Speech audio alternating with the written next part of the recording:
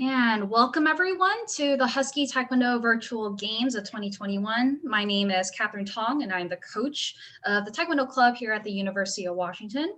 So I have with me Jeremy Fredericks right next to me, who is the president of the Taekwondo Club and co-organizer of today's tournament. So apologize, there's some feedback there. But moving right along, I also have with me the referee chair, Vincent Lowe, and you'll just hear from him in just a few moments. But I would like to start off today's events with just an overview of what you can expect on today's stream. So Serena, if you can stop sharing the screen at the moment. Thank you.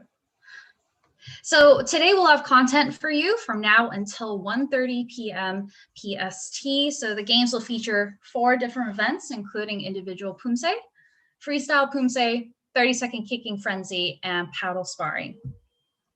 So the full schedule of events can be found in today's video description, and it is also on our tournament event page.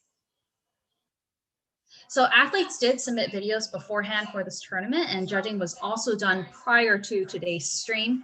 I do want to mention that USAT and, or rather World Taekwondo rules were used to judge the individual poomsae and freestyle poomsae divisions.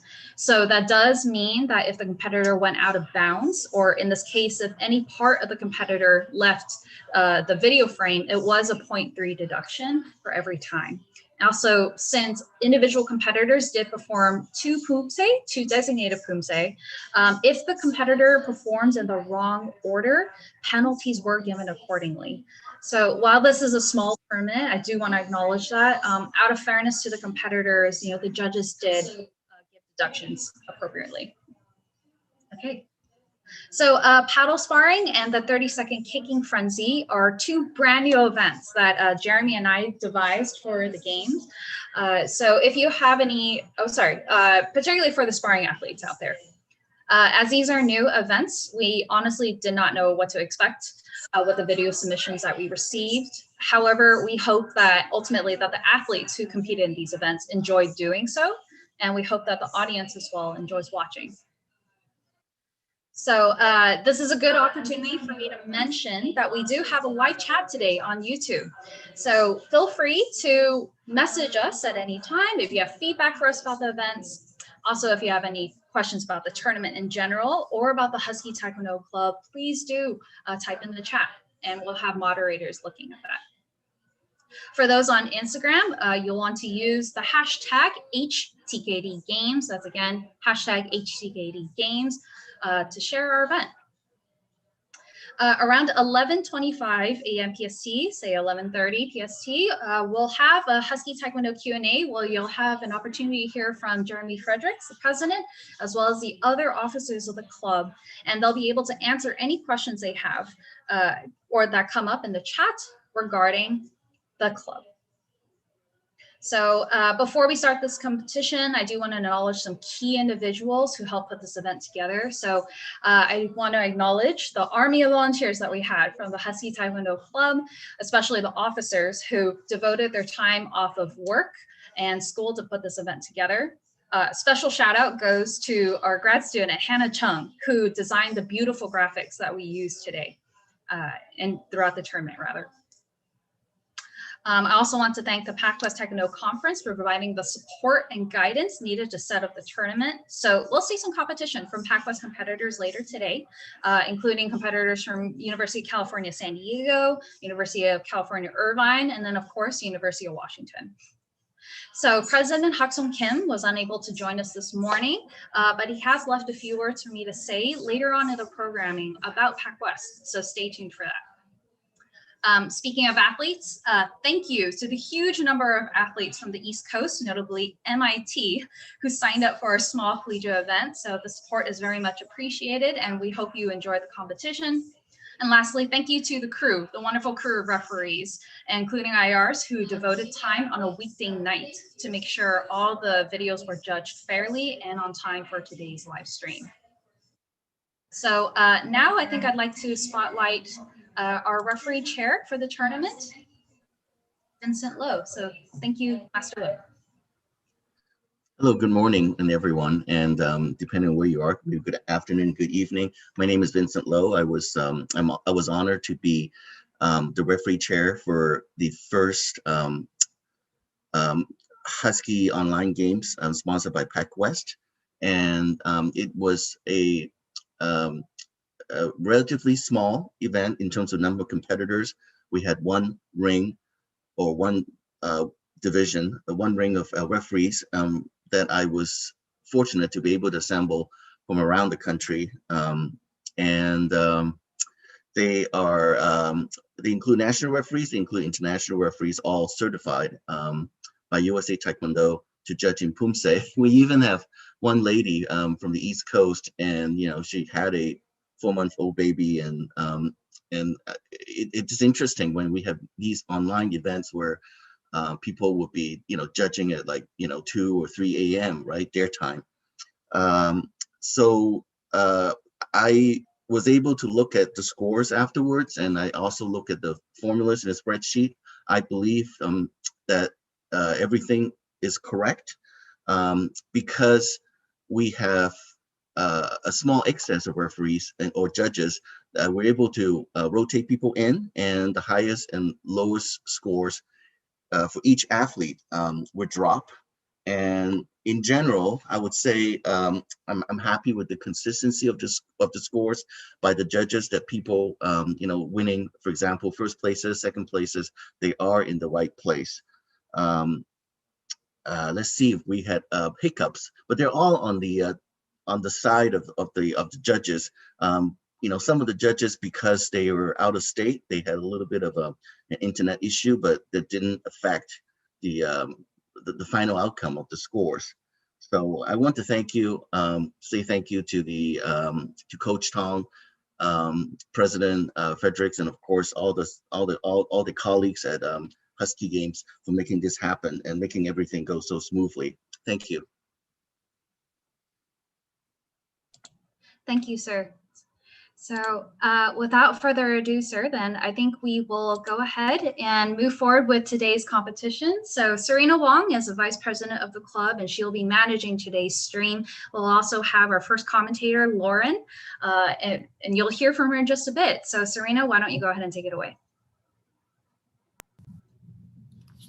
Hello, it is Lauren. I am one of the officers with Husky Taekwondo, and welcome to the virtual games. First off, we'll start off with the individual poomsae. And we will be watching the male 18 and over black belts perform first. So let's see the lineup, or actually the referees. These are the referees. Got 5 amazing referees watching each of these videos. And so here's our competitive order. We have Hyung, Giannini, Jeremy, Anthony, Aaron, and Alexander. And so first up, we have Hyung. Let's see. Yep. 차렷! 견내! 준비! 시작!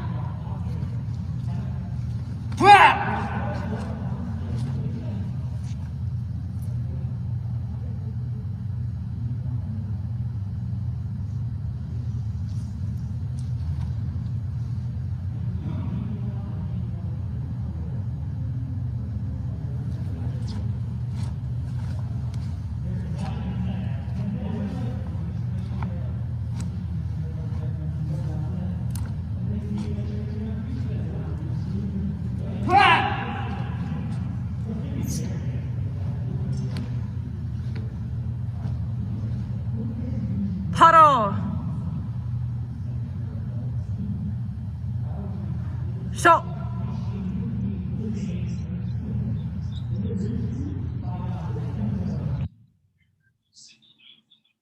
So that was Hyung's first form, Taeguk 8. And so the average accuracy score for this poomsae was 2.27 and a presentation score of 3.9. So for this form, he got an overall of 6.17. Yeah, and so let's see his next form.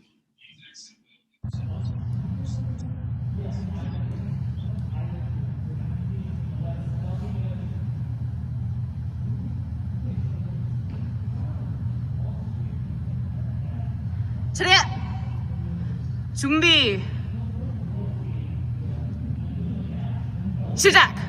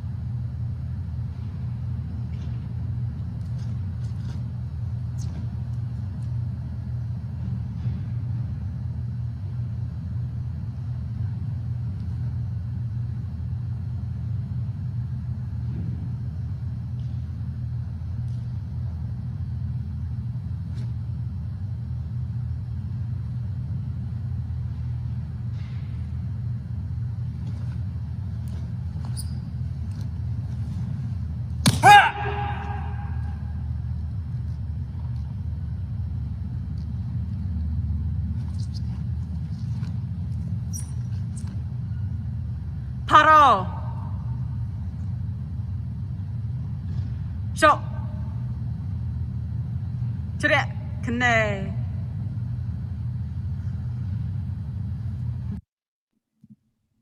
Awesome.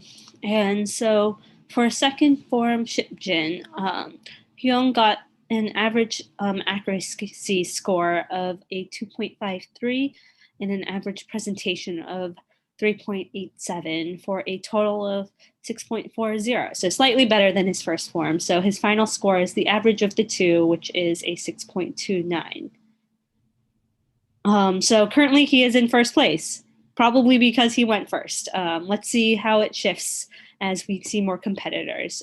Next up, I believe, is Giannini performing Taeguk 8.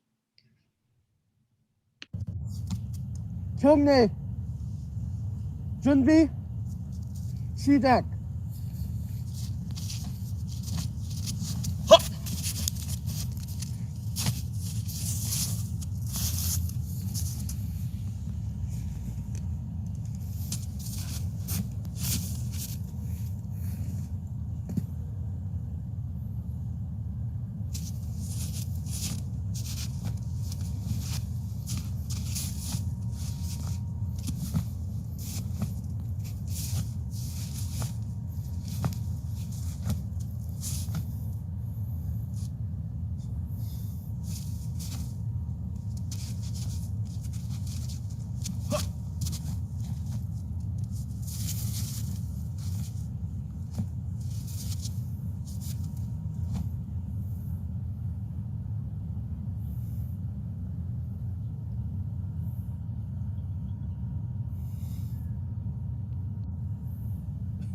Borrow. Sure.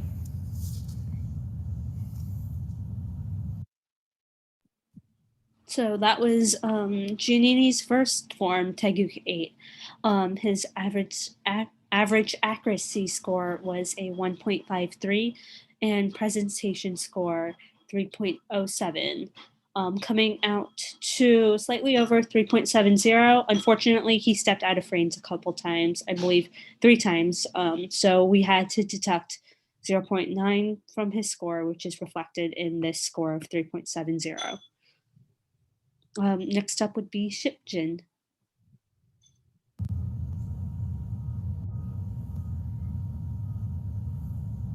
차렷 준비 시작.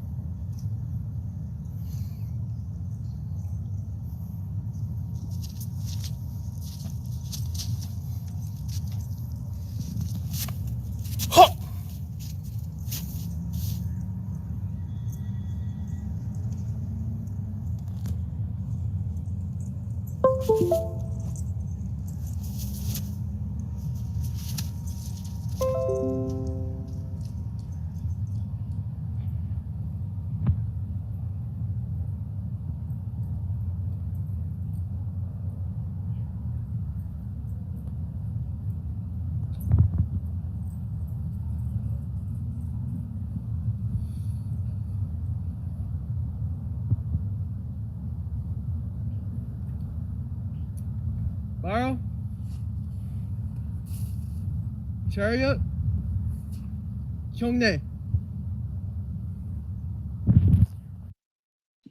Wow. He performed that in the snow. I see the YouTube live chat is also going crazy with this performing in the snow. That is crazy. I wonder if his feet are cold. Yeah. But for his Shipjin form, he got an average accuracy score of a 1.03 and a presentation score of 3.13 for an total of 4.16. So no deductions here because he was fully in frame. So we took the average of the two and got a 3.93. Let's see how it stacks up in the standings. So Hyung's still holding it strong with his 6.29 final score and still in first place. So up next is Jeremy Suh performing Taeguk 8.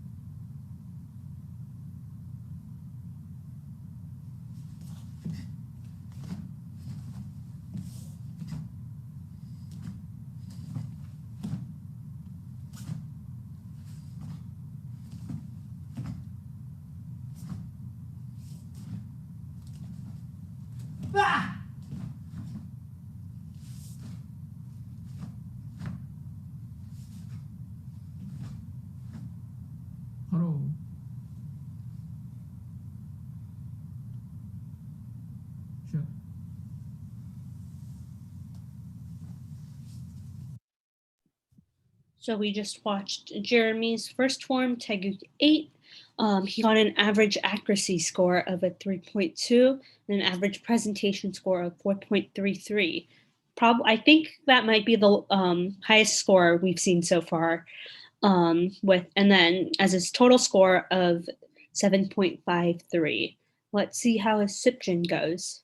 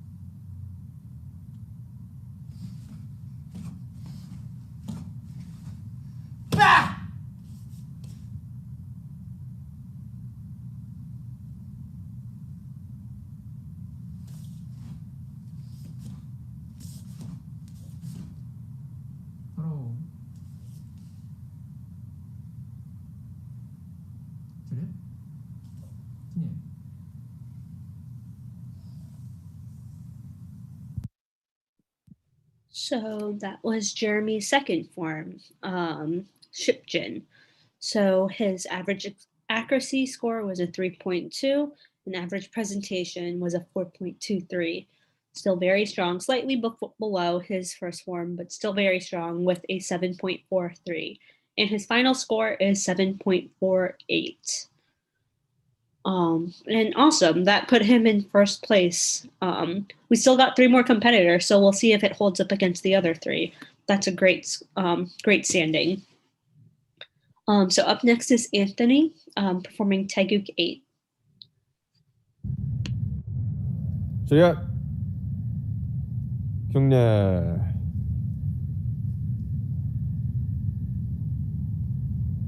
준비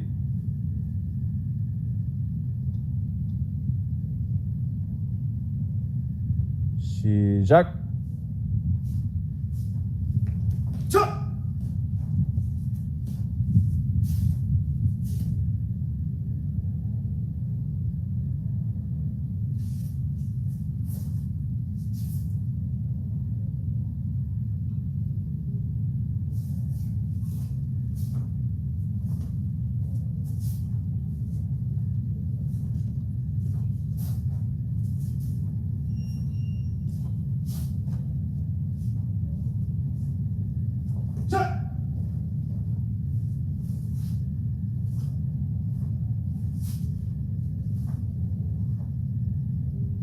바로 시작.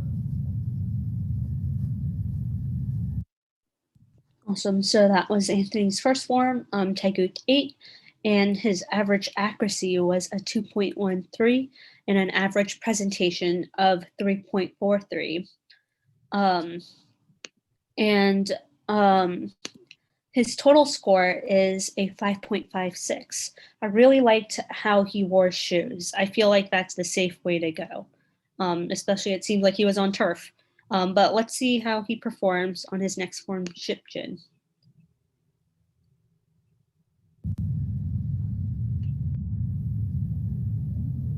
시작. 준비 시작.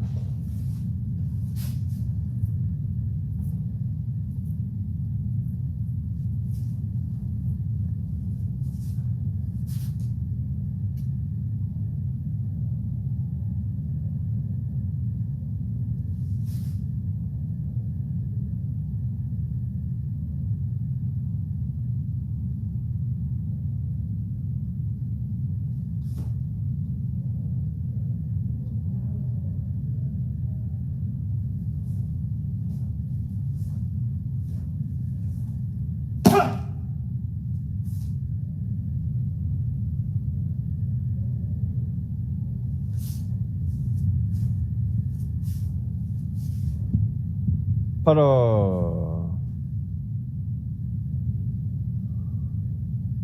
시작.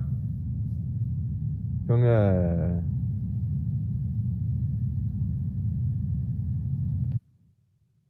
So that was Anthony's second for Shipjin.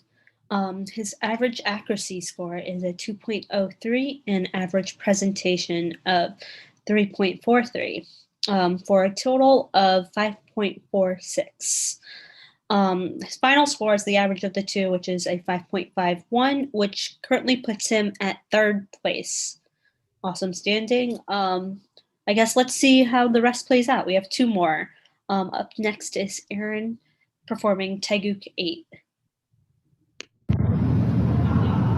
자리에 경례 준비 시작.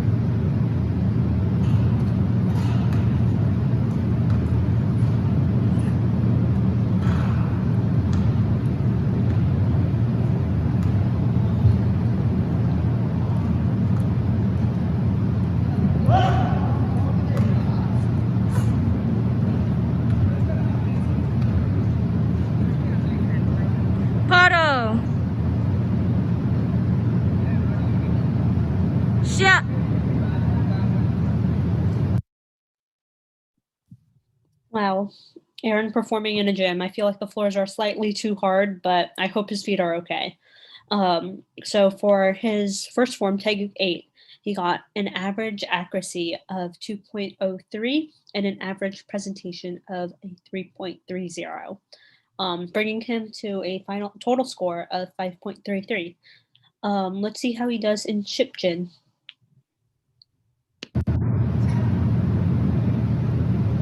Chariot. 준비. 시작.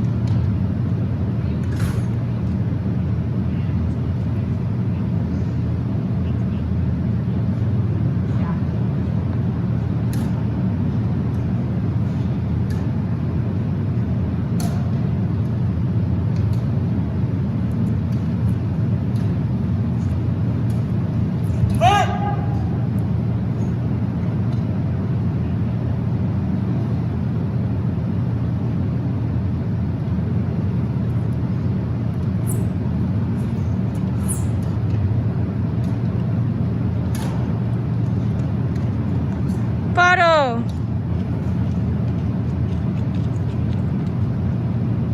시작.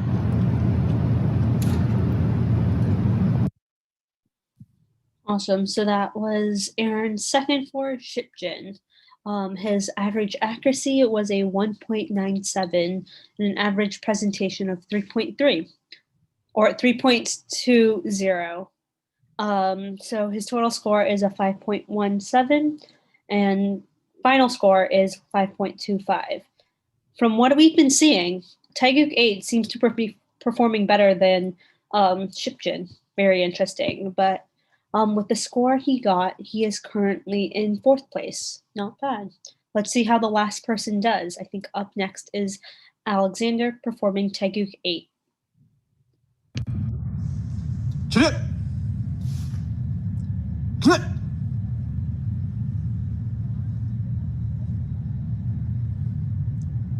준비! 시작! 셋!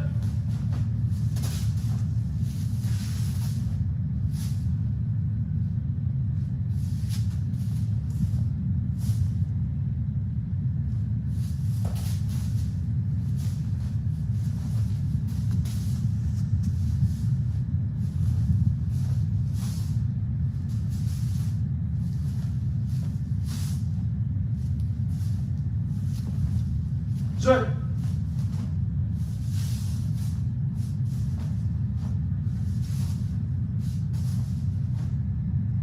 바로!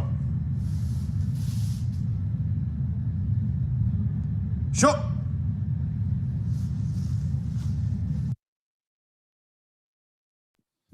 Awesome. So I would like to mention that Alexander Stan Smith's really just match his overall uniform. I really like the black and white that we see throughout, I guess, what he's wearing.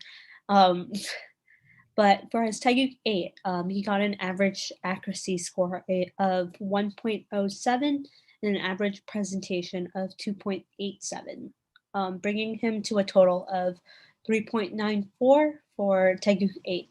Let's see how his Shipjin goes.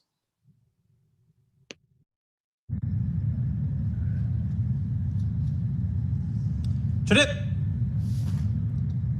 준비! 시작!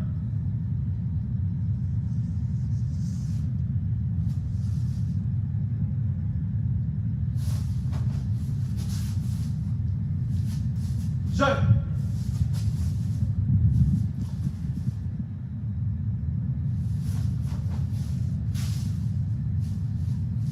Set.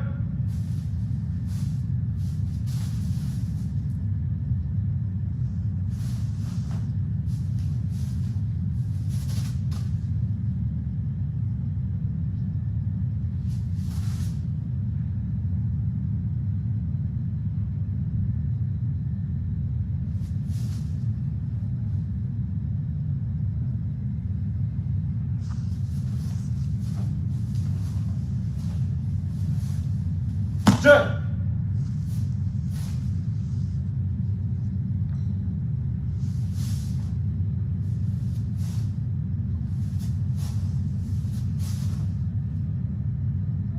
Huddle.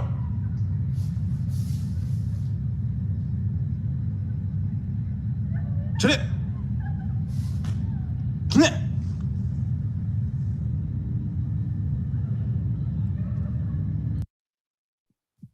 So I believe that was the last form of this event, and for the scores, Alexander's Shipjin form, he got an average accuracy of 1.20 and an average presentation of 2.77, bringing him to a score of 3.97 for Shipjin. So average that, and we get the final score of 3.96. Awesome. So let's see how that stacks in standings. Okay, so that placed him in 5th place. That's awesome. So I guess the standings now, in 1st place is Jeremy, 2nd place Hyung, 3rd place Anthony, 4th place Aaron, 5th place Alexander, and 6th place Giannini.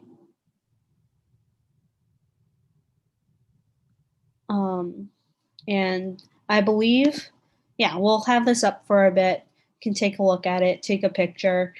And yeah, I guess in the meantime, we can go over some fun facts just so we're not just staring at a blank screen.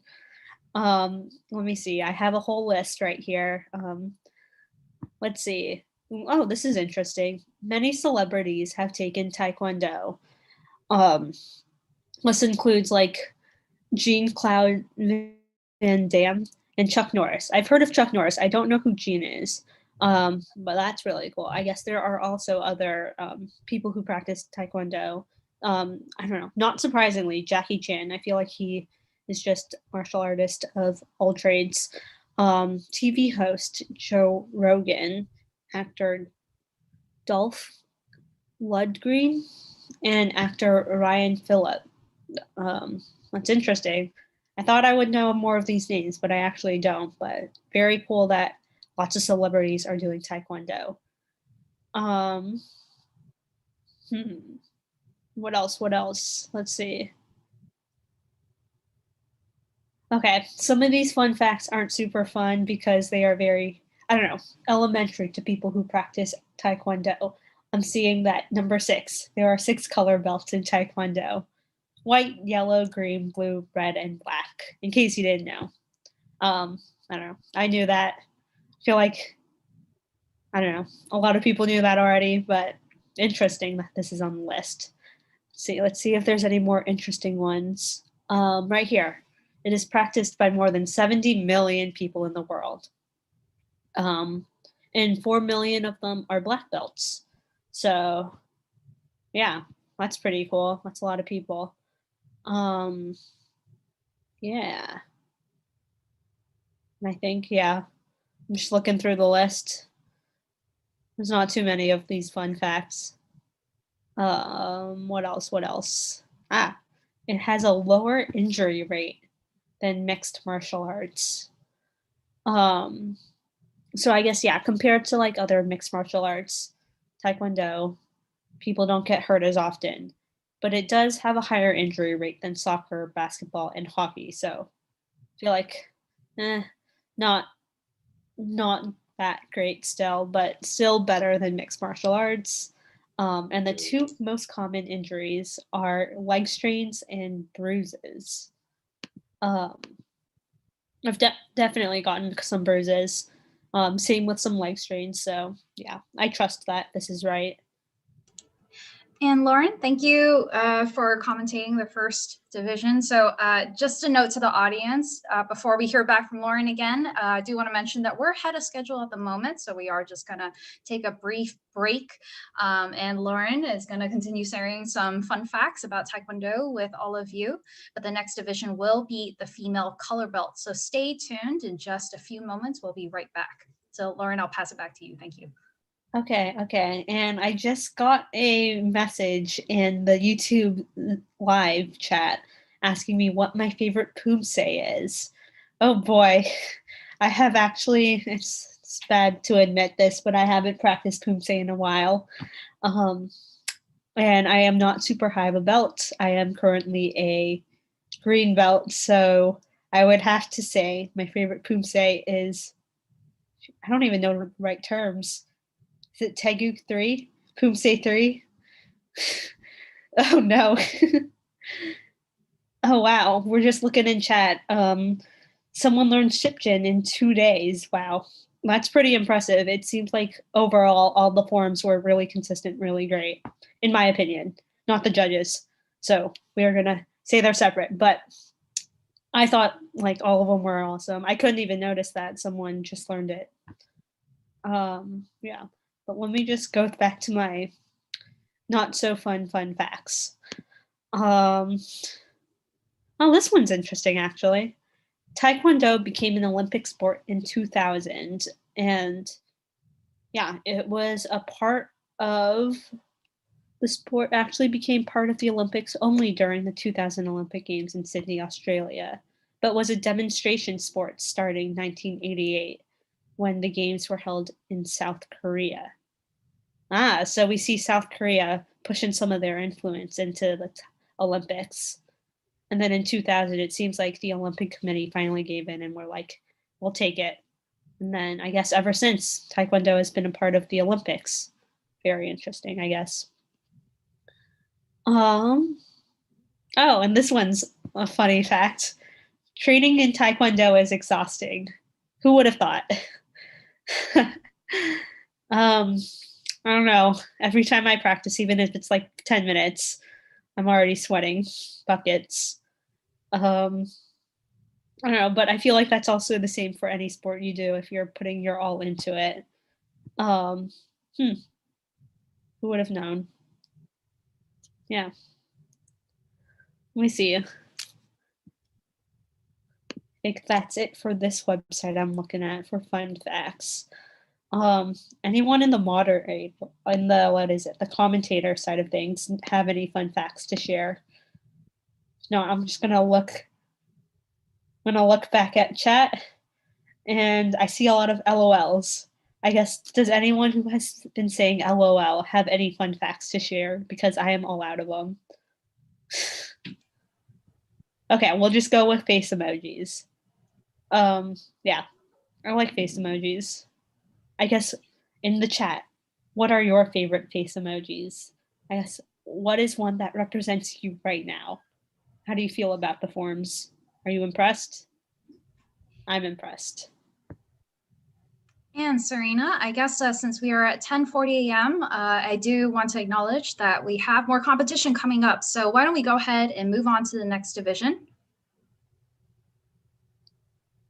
Awesome. So next division, what is that? I should know this. There we go.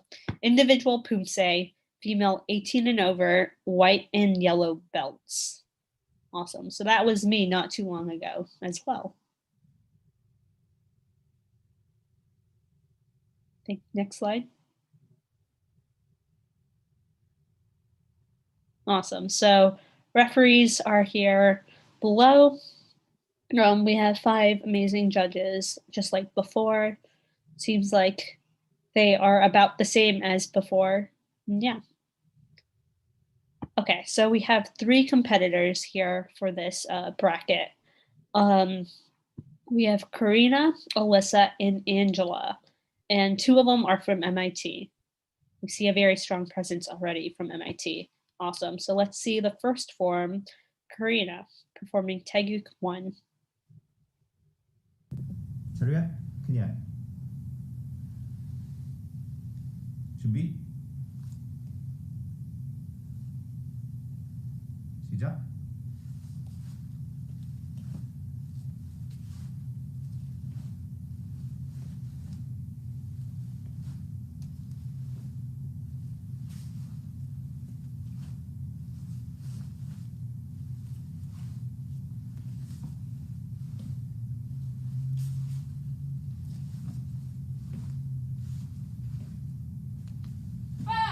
프로.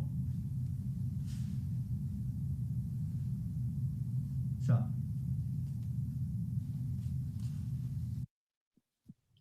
Awesome. So that was Karina's first form, Taeguk 1, and her average accuracy score is a 2.73 and an average presentation of 3.60, giving her a score of 6.33.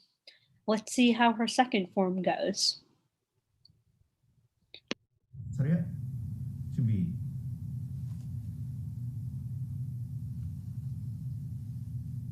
시작.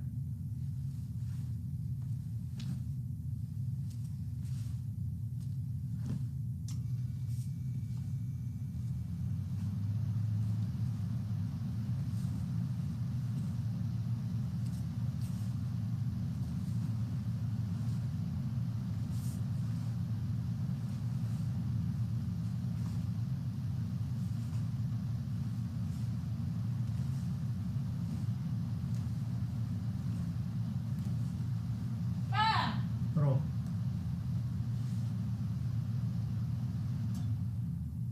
샷. 차렷. 클리어. Awesome. So that was her second form, Taeguk 2. I feel like there is a Korean word to say these numbers. That is actually how you're supposed to say it, but unfortunately, I do not know it because I have not practiced poomsae in a while. But going back to the scores, average accuracy is a 2.4, average presentation is a 3.5, giving her a total for this form 5.90. So we take the average of the two and get 6.12. And let's take a look at the standings. Currently, she is in first place, probably because she performed first. Let's see how the other two competitors go. Next up is Alyssa, performing Taeguk Il. Il is 1. There we go. 제. 클리어. 준비. 시작.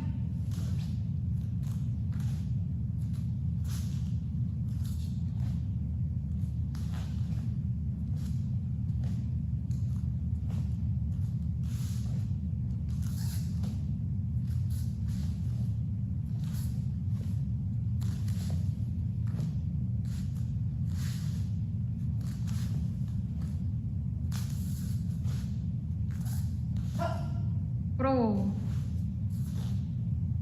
시작.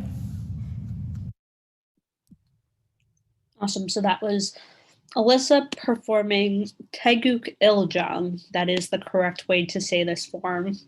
Her average accuracy score is a 2.73 and an average presentation of 3.67. So for a total score of 6.40. Let's see how her next form goes. 제. 준비. 시작.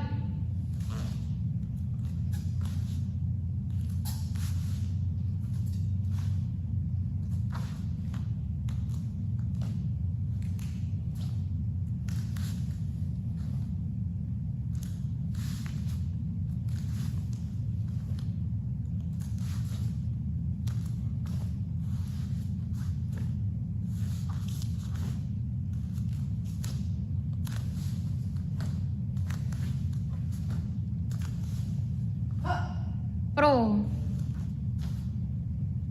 시작. Awesome. So for her second form, Taeguk Iljang, she got an average accuracy score of 2.6 and an average presentation of a 3.6, giving her a score of 6.2. final score is 6.30, which is really high, much higher than, well, not too much higher, but like average higher than the black belts. Scores are pretty high, and Alyssa's 6.3 final score is putting her at first place right now. And up next is Angela performing Taeguk Iljan. 차렷, 그녀. 준비. 시작.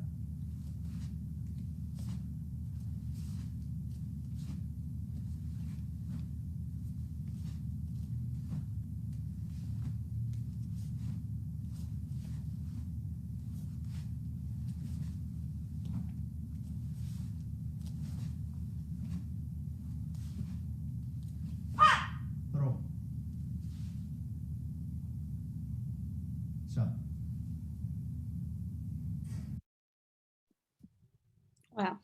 Angela's score for Taeguk Iljang is her average accuracy is a 3.17 and an average presentation of 4.07, giving her a score of 7.24. Yes, highest we've seen yet in this division. And now we'll see her perform her second form. 차렷. 준비. 시작.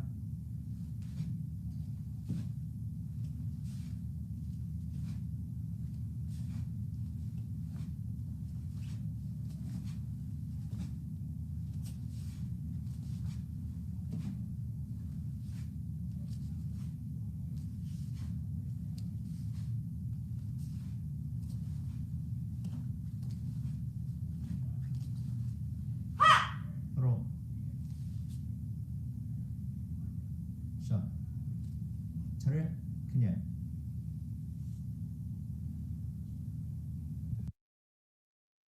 Awesome. So that was Angela's second form. Oh, and she performed slightly better than her first. Her average accuracy was a 3.3 and an average presentation of 4.13, giving her a total score or a score for this form of 7.43. Take the average and we get a final score of 7.34. And I believe, yep, this puts her at first place. Awesome. So these are the standings for this division of female 18 and over white yellow finals. So in first place, we have Angela, second place, Alyssa, third place, Karina. Great job, girls. I believe, yeah, that is, okay, now we're moving on to female 18 and over red belts. Awesome. So I believe these are the same judges as before. Thank you very much for judging. Yeah, the competitors here are Emily and Wayne. Yeah, so let's see Emily perform first. Nope, some technical difficulties. There we go. 차렷, 그녀. 준비. 시작.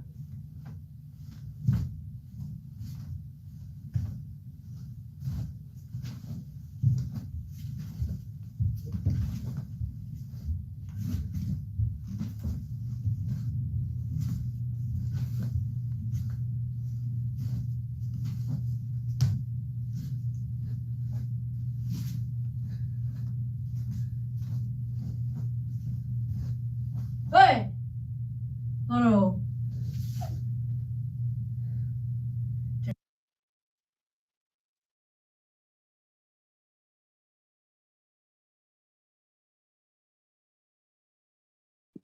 Awesome. So that was her first form, and I believe she might have gotten the two forms mixed up between 8 and 4. I believe she performed Taeguk 8, and unfortunately, we want them to be in order. So Taeguk 4 was supposed to be first, Taeguk 8 second. So unfortunately, we had to zero out her accuracy scores as well as her presentation scores, giving her just a base score of a 1.5. but I really like the performance otherwise.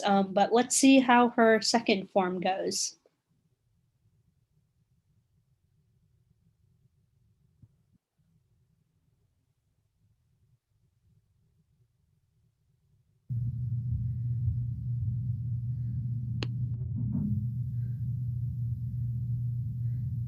차렷. 준비. 시작. 네.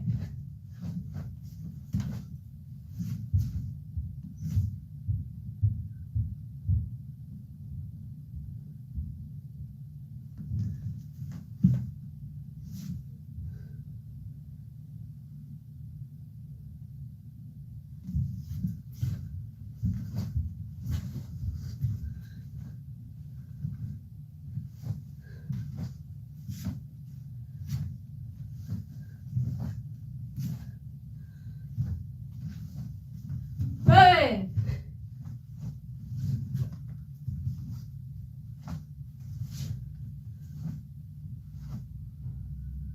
바로.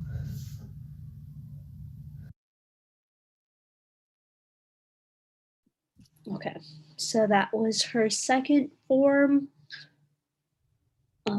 Let's see how she did. Oh, unfortunately, I think she just continued the switched up. Oh, okay. So she was actually supposed to do 8 first and then Taeguk 4. So unfortunately, I guess she switched them up. She did 4 initially and then 8 now. So these aren't, I guess, the corresponding forms. So we had to zero out her scores again, unfortunately. So we gave her a 1.5, and her final score is the average of the two, which is a 1.5. There is also a deduction of a 0.3, but then we can't go any lower than a 1.5. So yeah, that isn't, I guess, represented in that final score. But I guess perks of being first, she is currently in first place. So that's awesome. Yeah, let's see how the second competitor does. Lainey. 차렷. 그냥. 준비. 시작.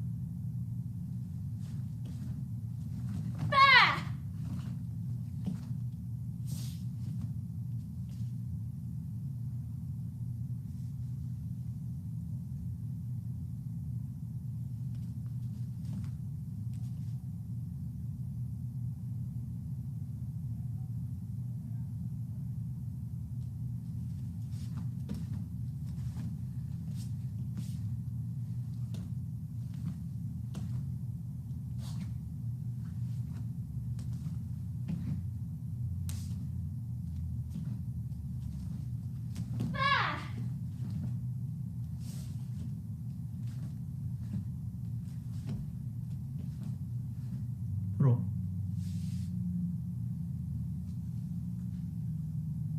샷.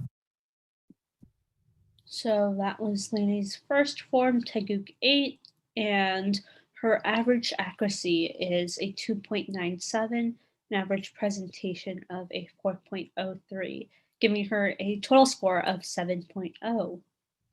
Let's see how her second form goes, Taeguk 4. 차렷. 준비. 시작.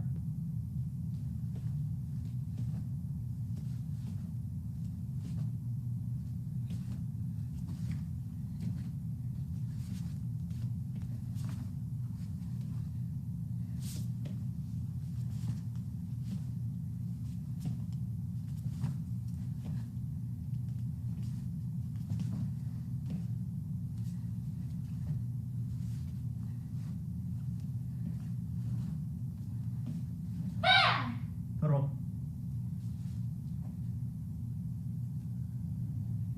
샷. 차렷. 그냥.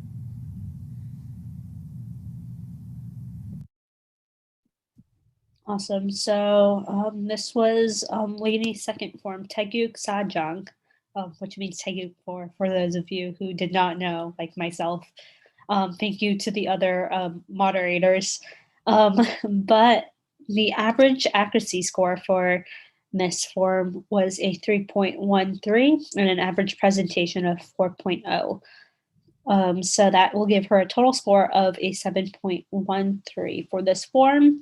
Averaging this out, we get a final score of 7.07. Awesome. So nice. Very strong score, which places her at first place. So for the official standings of this bracket, we have Lainey in first and Emily in second. Awesome job, girls. And yeah, I believe that is the end of the forums right now. I think we will be coming back in a couple minutes, but we will just have a moment of silence and maybe you guys can eat breakfast or something in the meantime.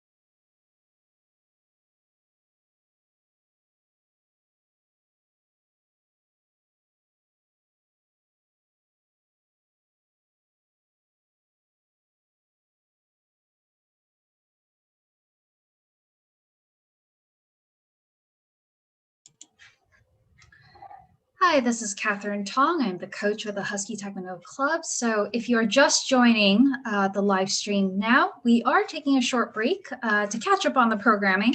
So we'll be starting right at 11:10 with the next division, which is paddle sparring. And we just finished with individual poomsae, male 18 plus black belts. And we also finished female 18 plus color belt poomsae as well. So stay tuned. We'll be back in just 9 minutes to continue competition with paddle sparring. Thank you.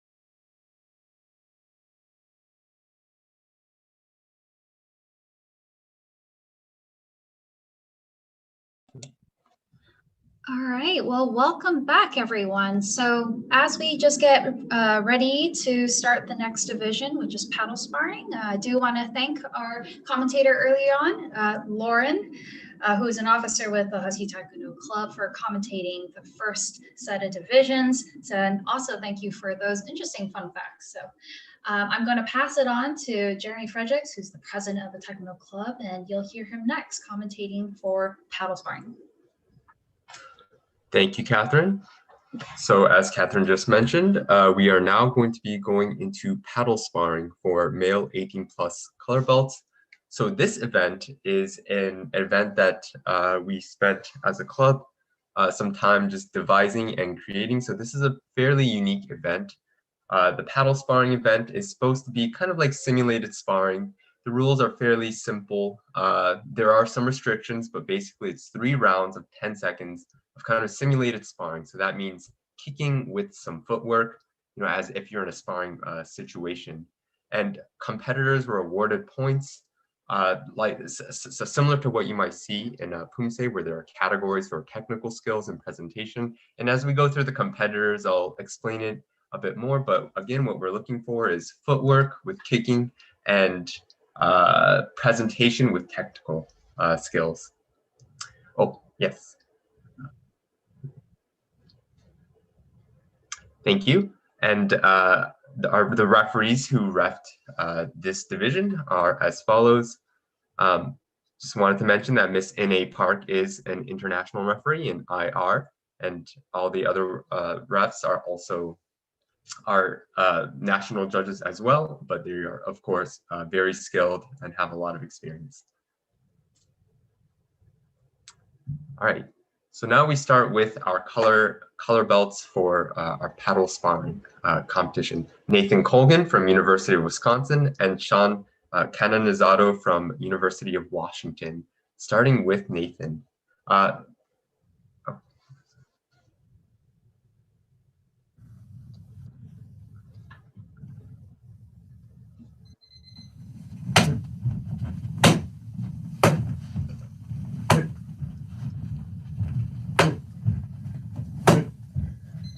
Nice.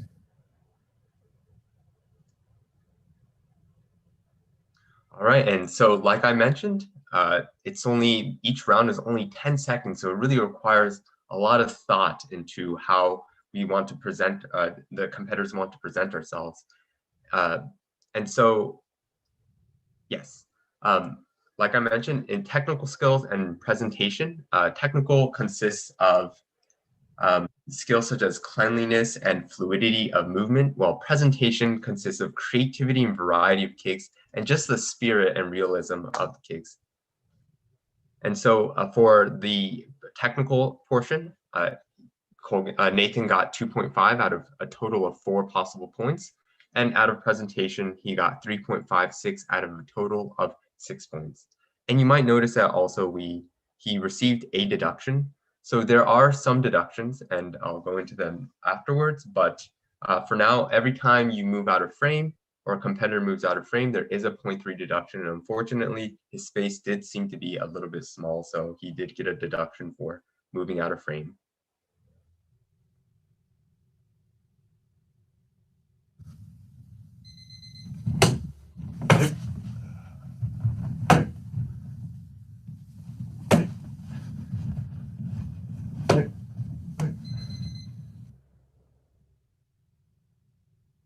Good. And so you might have noticed at this point that Nathan also threw some spinning kicks and from head kicks as well, as those are part of the requirements of this challenge. In addition, as part of the requirements, he also had to throw a kick moving in and a kick while moving in or a kick while moving backwards. So you might have seen him go in as he threw these kicks or moving away, doing like a parachaki type kick. And so his final score is pretty consistent performance. Judges liked it, it seems, and his final score is 5.88 compared to his first round, 5.76. So already the judges, it seems like, are like consistently liking it. In addition, he did step out of frame again, so he did get another 0.3 deduction.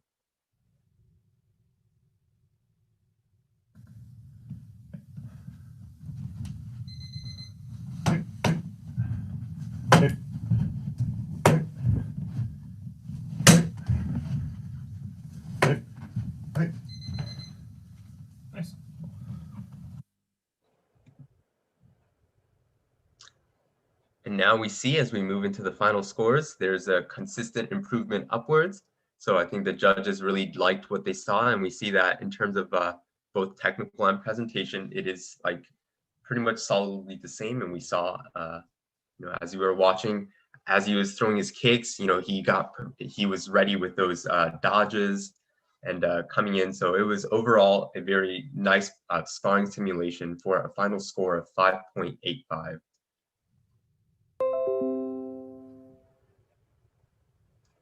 And of course, being our first competitor, that puts him in first place.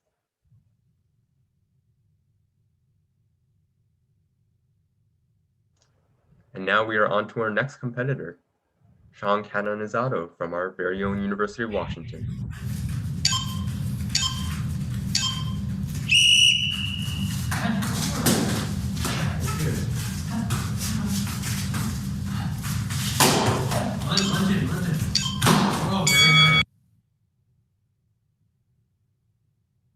So you may have noticed that Sean's coach did talk to him as part of the rules of this competition. The coach is allowed to talk to the player, so there's no penalty for that. However, there was a big deduction, a 0.6 deduction. And so the requirements that I was talking about earlier, there having to be one head kick, one spinning kick, and 2 simultaneous movements while kicks. If one of those required elements are not present in a round, that does come with a 0.6 penalty. So fairly steep, but that just goes to show that as part of their 10-second plan, they really need to ensure that they include these required elements. But nonetheless, the judges seem to have liked the score with an average technical presentation of 2.92 and a presentation of 4.1 for a final average score of 6.42 for this round. Pretty good. Nice pretty good.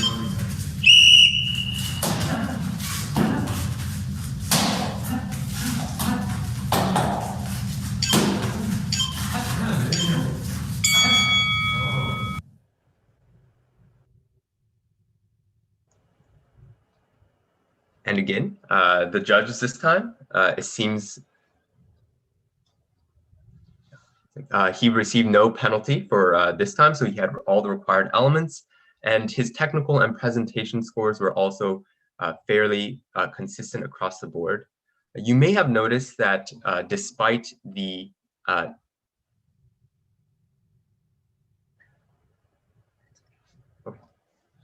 my apologies. Yes, we'll keep on continuing. So his final score ends up being 6.84 for this round.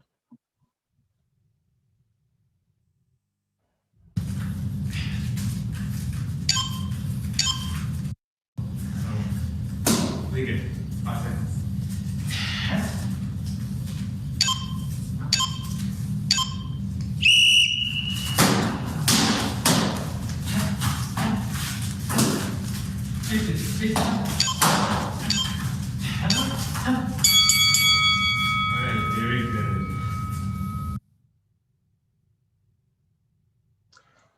And another consistent final round performance, and the judges again liked what they saw. It seems so. First round scores and last round scores are fairly similar in terms of the technical at 2.92 for average, and then 3.79 for presentation, giving a final score of 6.71 for this round. Average together, it is 6.66 for the final round, and then taking with the deduction included. And at the end, these were our 2 competitors, a very strong showing. And this puts Sean from University of Washington at 6.66 and Nathan from University of Wisconsin at 5.85.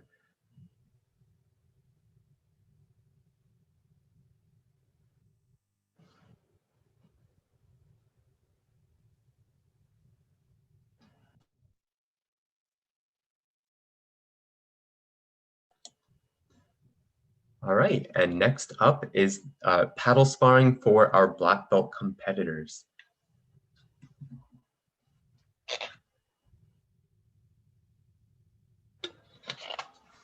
So the rules are still the same for the black belt competitors as well. The required elements again are at least 1 spinning kick, at least 1 head kick, and 2 simultaneous movements going forward or backward with the kick. Our referees are also the same. And our lineup is roughly 3 times the size as our color belt division. So perhaps this will be, a more tightly contested division. So we have Dan Lee from California State, Michael Tran from San Jose State University, Brant Strayer from University of Wisconsin, Brian Wen from California State University, Aldrin Hagoisen from Cypress College, and Ethan Liu from University of California at Irvine. Starting with Dan Lee.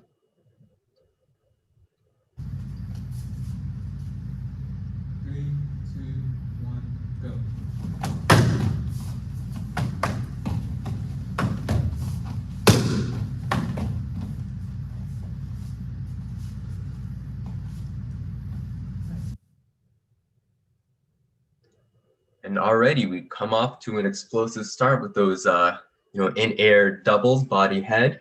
The judges gave that his technical performance, which again consists of cleanliness of kicks and fluidity of the movement, transitioning from kick to kick, from movement to movement, of 2.97. And presentation, which again is an embodiment of the sparring realism or the energy and the creativity and the variety of the kicks. Again, we saw a few headshots and also some spinning kicks. The judges gave 3.57 for a score of 6.54. Let's see how he does in the next round.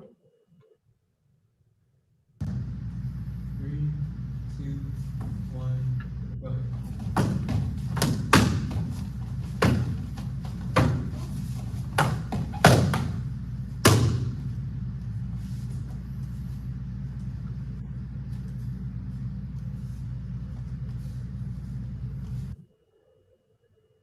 He showed us a few more interesting kicks in his repertoire, and we see that the judges also like that, with a slightly higher presentation score than previous, and also higher technical score, giving a 6.81 final score for his second round.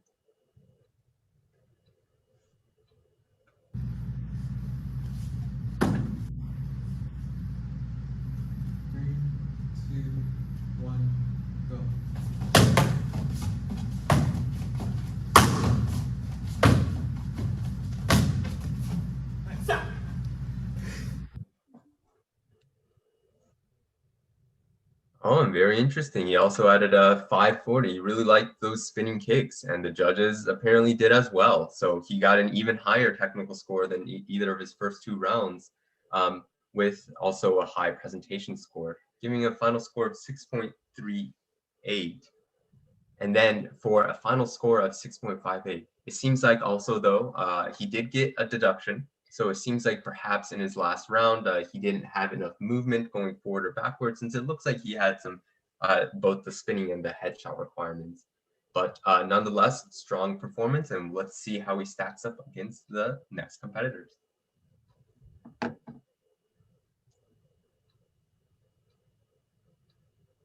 Yep.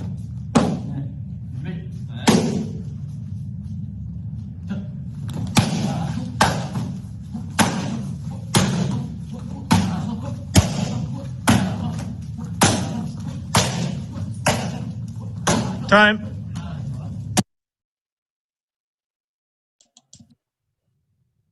All right, so we have starting scores of 2.78 for technical and 3.19 for the presentation, giving him a final average of close to 6. However, he did get a 0.6 deduction for missing a required component. I believe in this case it might have been a spinning kick, but nonetheless, he still definitely has a lot of room to redeem himself in the next 2 rounds.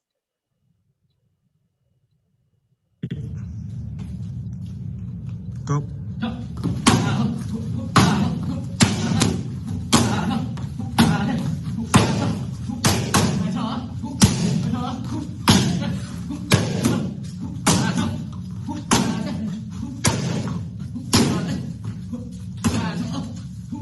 Stop.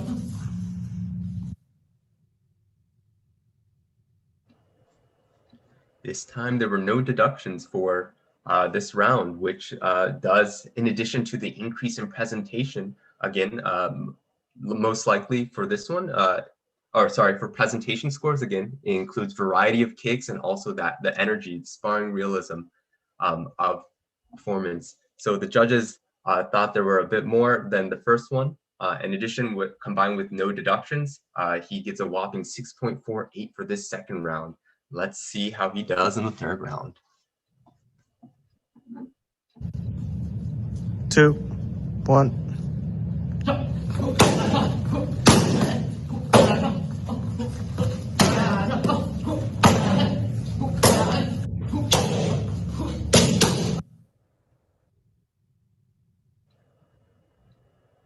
All right. For this round, he also yes. And so again, he did another very nice consistent performance with a 2.98 for the technical and 3.42 for the presentation, giving him a final of 6.4 for this final round. And altogether, the average gives him a 6.08 in the standings. This puts him in second place behind Dan Lee. Still a very strong performance. I can't wait to see what comes next.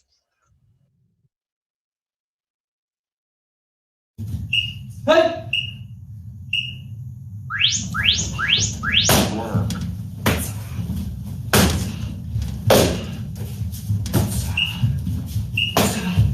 Say!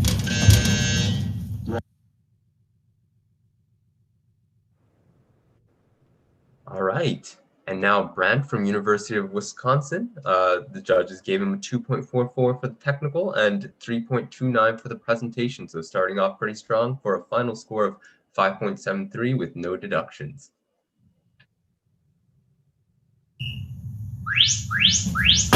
Work.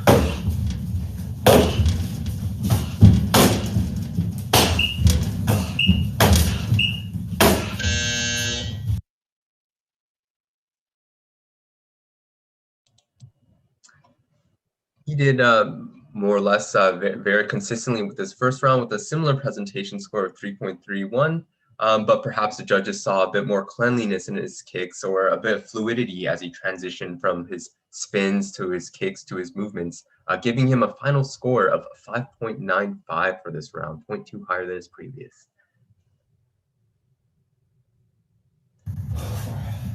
Say! Say! Work. Say! Say! Say! Say! Say! Yes.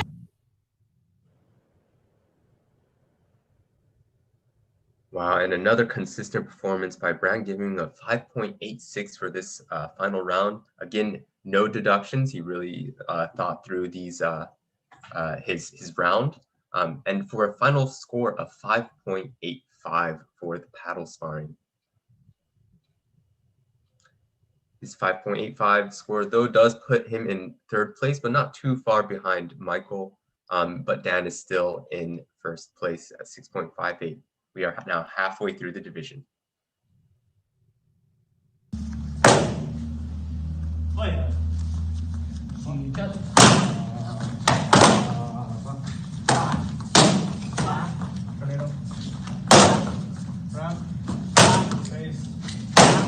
Time.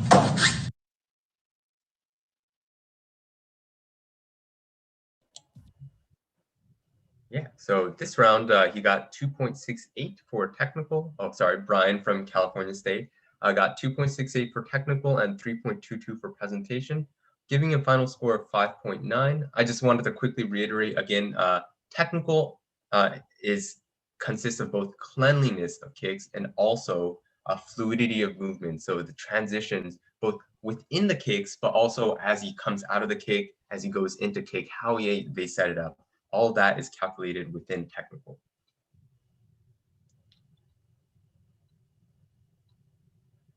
Me.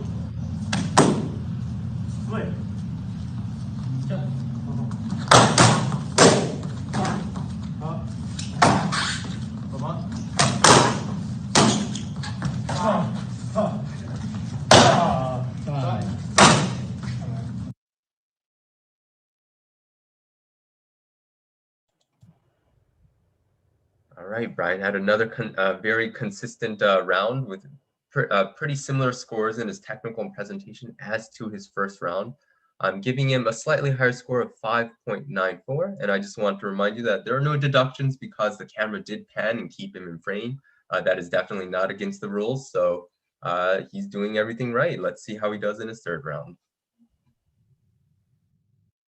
준비. 시작.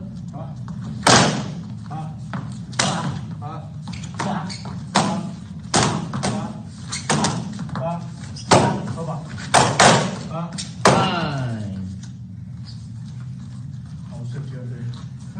And then one. Okay.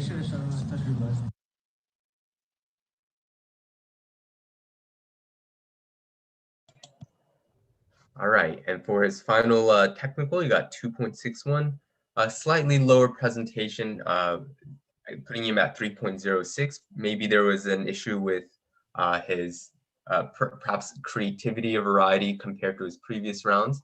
I'm not sure, but that does put him at a fairly strong score at 5.84 for his final paddle sparring score. And that just puts him right under Brent in fourth place. Otherwise, the standings have not changed. We have 2 competitors left. Good job. Ready, sit. Ball first. Right back your butt. Ready, set, go.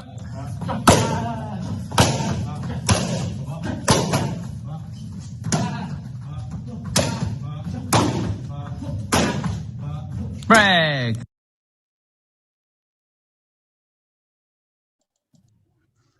All right, and so Aldrin from Cypress College starts off with a 2.94 in his technical out of 4 and 3.41 in his presentation out of 6, which puts him in a similar range as his other competitors, making this already pretty tight competition. Let's see how he does in his second and third rounds. Ready, time. Ready, sit, bow, right back your butt. Ready, set, go.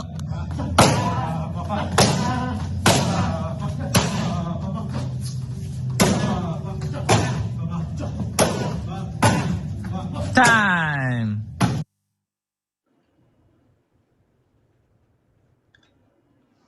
All right, and this time technical was about similar, but perhaps again in presentation it's a amalgamation of the spirit or the energy put into the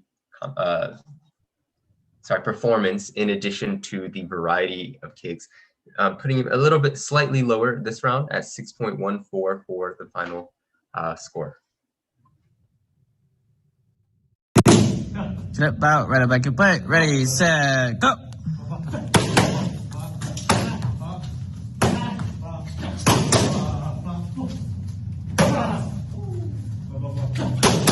Break. Flip. Oh. I saw that 540 spinning hook to the head, and apparently the judges did as well, putting him in a much higher presentation in terms of most likely creativity, with also, it seems he really turned it up in his technical performance, which again is clarity of kicks, putting him at a really high 6.95 for this round, with his final score then at 6.48.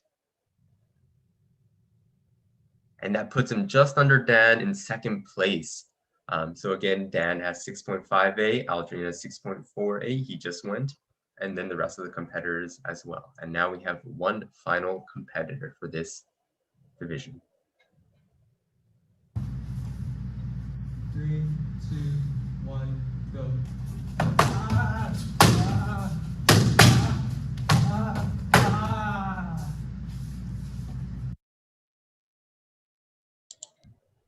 All right, so Ethan from University of California, Irvine starts off with a 3.07 technical, which I believe is the highest we've seen so far in terms of technical. We broke that 3.0 barrier with a presentation of 3.7. So the judges are liking me a lot with giving him a final score of 6.17.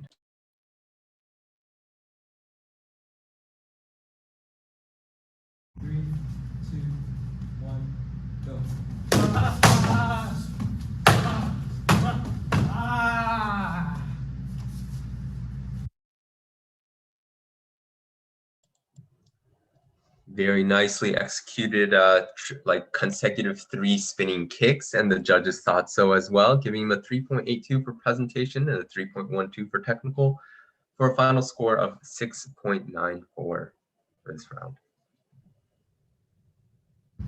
3, 2, 1, start.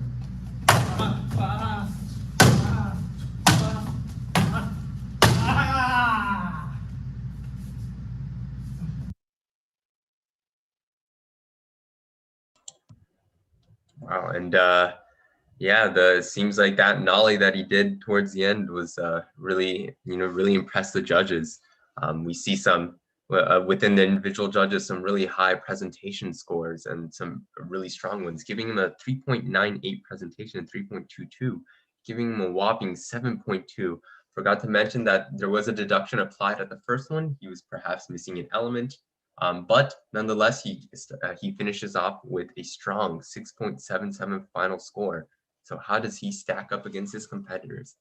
And that just puts him in first, going past Dan Lee, with Aldrin in third place with 6.48, Michael with 6.08, Brant with 5.85, and Brian with 5.84. Those are inspirational performances from our competitors, and and that concludes the paddle sparring for the male 18+ black belts. At this moment.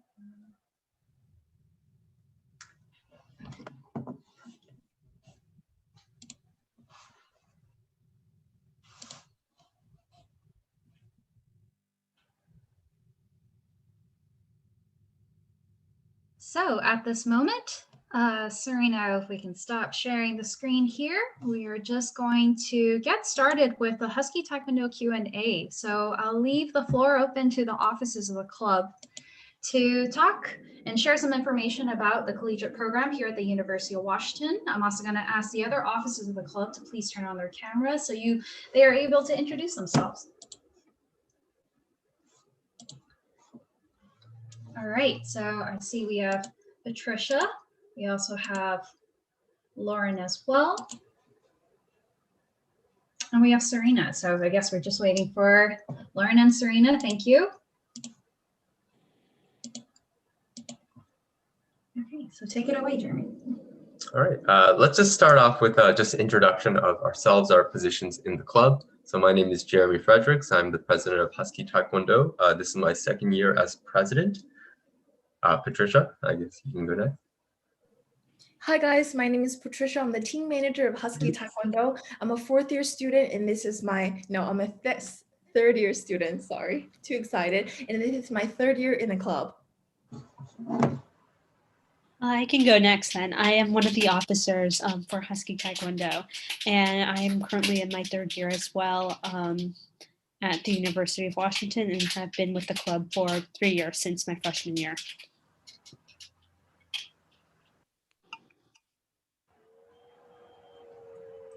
Hi everyone, I'm Serena. I've been the vice president of Husky Taekwondo for 2 years now. Although I've technically graduated last December, so I don't go to UW anymore, but I'm still helping the club out. Yeah. All right, and thank you everyone. I just want to kind of reiterate that Lauren was the first commentator, so now you can put a name to a face. So thank you, Lauren, for your fun facts and your insightful commentary. And Serena has been kind of like webmastering, making sure this stream has been moving smoothly. And then finally, Patricia, you'll be hearing her voice later on as we move through the events. So I believe this is supposed to be an open Q&A. So in addition to us like talking, feel free to at this point as well, just ask questions in the chat. In addition, you can also send a message through one of our various social media platforms, including Facebook, Instagram, or just through email if you prefer that at tkdclub@uw.edu. But while we're waiting for questions to trickle in, I guess we could just talk a little bit more about the program. Okay, so the club was founded in the 1970s, actually. So we are one of the longest running programs in the, or collegiate Taekwondo programs in the Pacific Northwest. And at least in this like Seattle area, we are the only collegiate program, though there are various local schools that we do do a lot of knowledge exchange between. Yeah, so otherwise it is a student-run club, always has been and hopefully always will be. Catherine might have not mentioned, but she is the coach here. She is not a student of this program, but you know, otherwise most administrative tasks are run through the program through students, though we do have a lot of experienced people who are either graduates of the school itself or just graduates from other places who do come by to help. And so our previous few coaches as well have also been just older experienced members in Taekwondo community.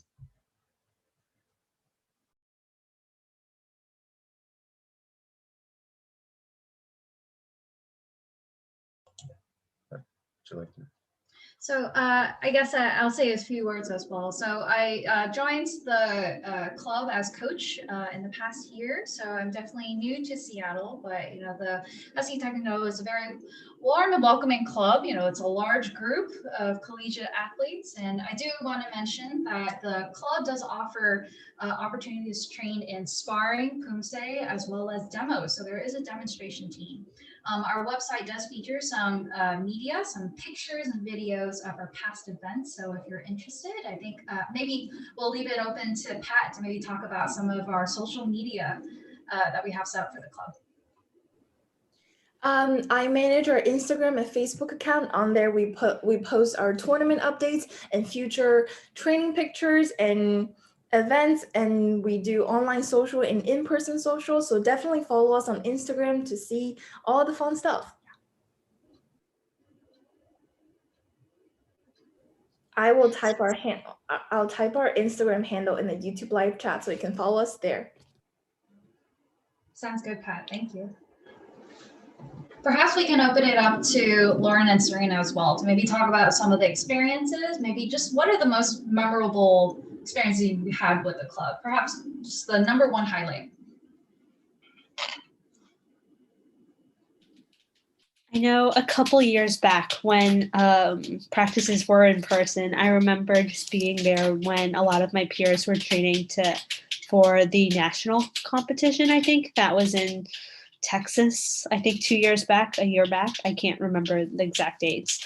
But I just remember seeing like the bond that everyone was working towards, trying to get super fit, trying to get super prepared for this competition. I wasn't a part of like the group, but then I like trained alongside them. I did the morning practices at 6 a.m. I did like practices every day alongside them. And it was just really cool watching them work so hard and then I guess have the opportunity to also like work hard and get fit because I'm not, but yes. Yeah, I was also going to mention that training period that we had up to nationals, just because it was such a like big team bonding experience for everyone. I think it kind of like brought everyone together. Like we were all suffering together so we can compete in this like competition in Texas. And yeah, it was a lot of fun.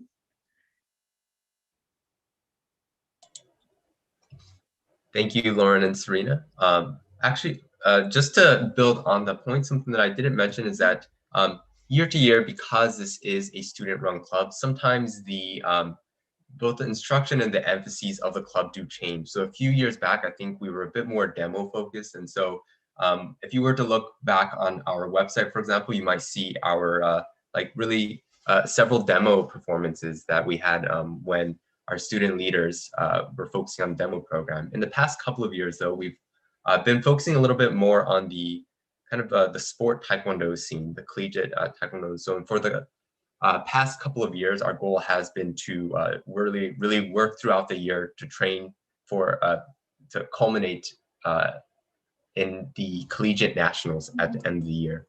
And so as Lauren and Serena were mentioning, there was a period 2 years ago when we had the last collegiate nationals where we were working like more or less training every day for like a month leading right up into it. Unfortunately, last year there was no nationals for obvious reasons. But in that regard, currently we are doing virtual trainings. I just want to kind of put out an invitation. If you are training by yourself, or if you're a high schooler trying to look at colleges that might have good sports taekwondo programs, we invite you to just contact us again via one of our social media handles or through email. And if you're interested, we would gladly invite you to one of our practices or several if you want to see what the training culture, at least virtually, is like. And then finally, I just wanted to mention that we can't do this by ourselves. We are also part of this coalition of Western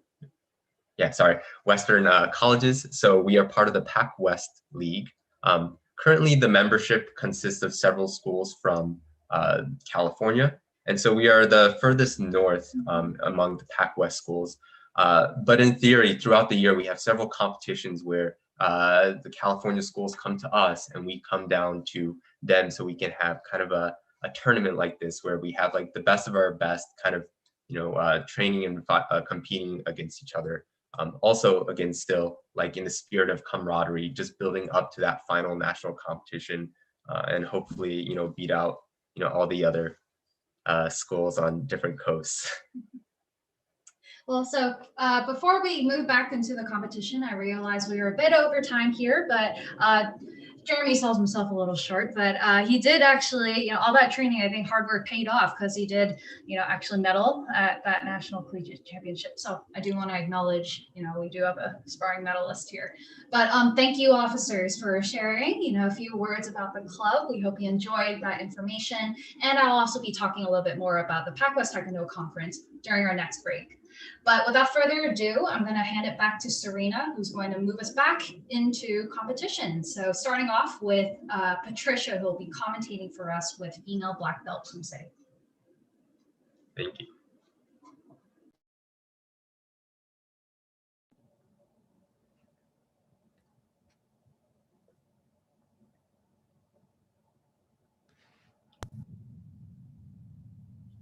Hi guys, this is Patricia again, and I'll be the commentator for the next division. Next up, we're looking at individual poomsae female 15 to 17 black belt.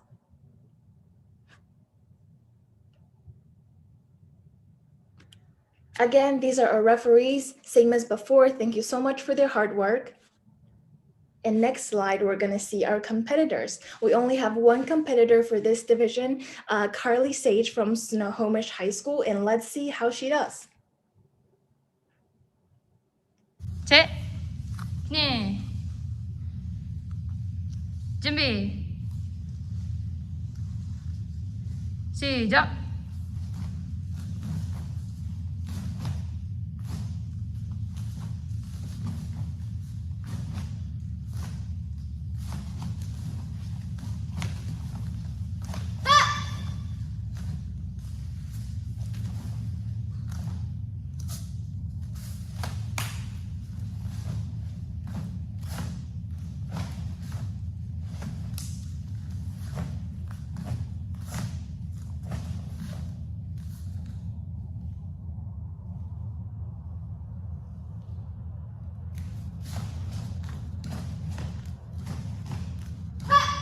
Pro.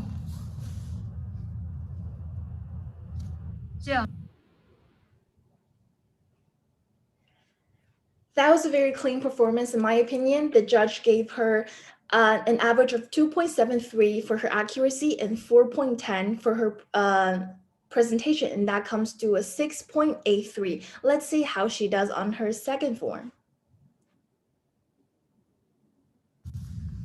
셋, 준비, 시작.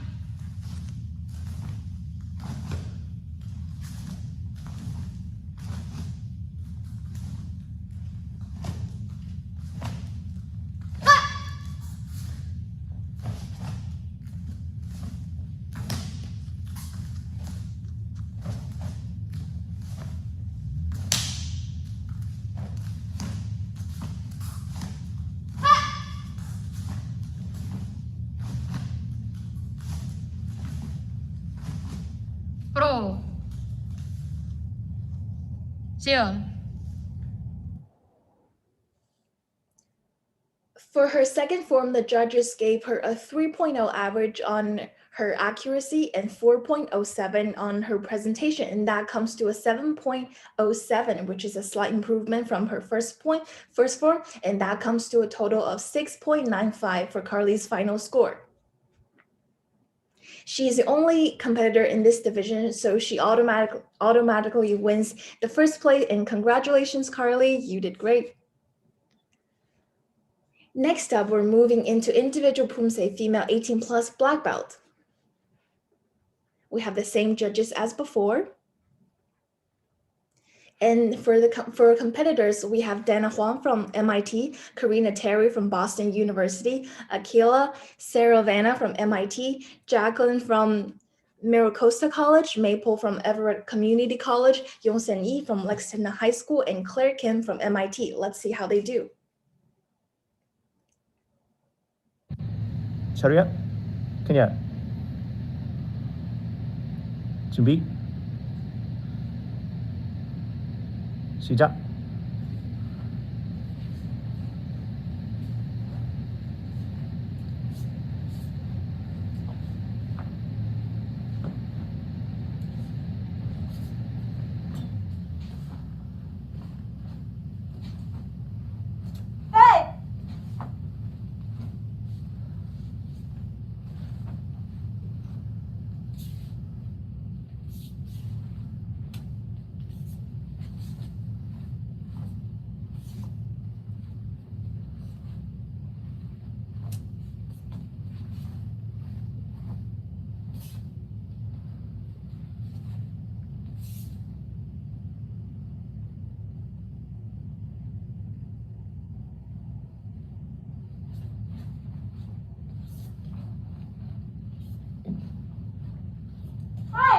Throw. And shot. Thank you, Dana, for her first form. And the judges gave her a 1.97 for her average accuracy and 3.33 for her presentation, and that comes to a score of 5.30. Let's see her second form. And 차렷, 준비, 시작.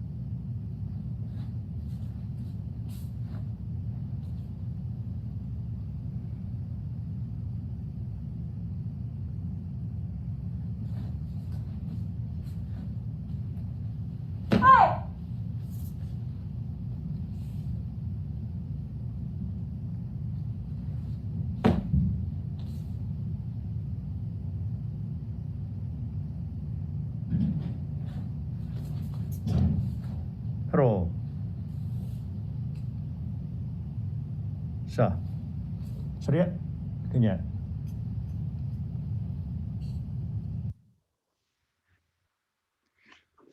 For her second form, the judges gave her a 1.53 for accuracy and 3.0 for presentation, and that comes to a score of 4.53 for her second form, and totally her final score is 4.92. Next up, we're moving currently placed at number 1. And next up, we have Karina Terry. 차렷, 그냥. 준비, 시작.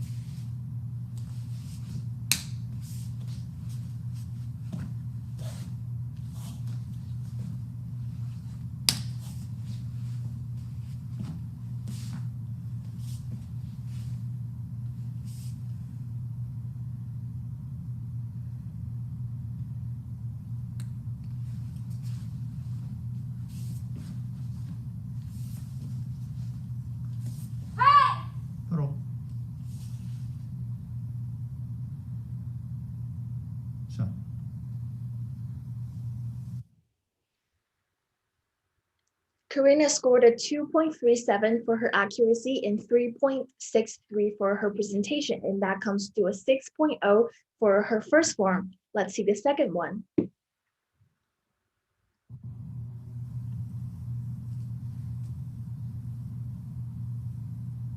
차례 준비 시작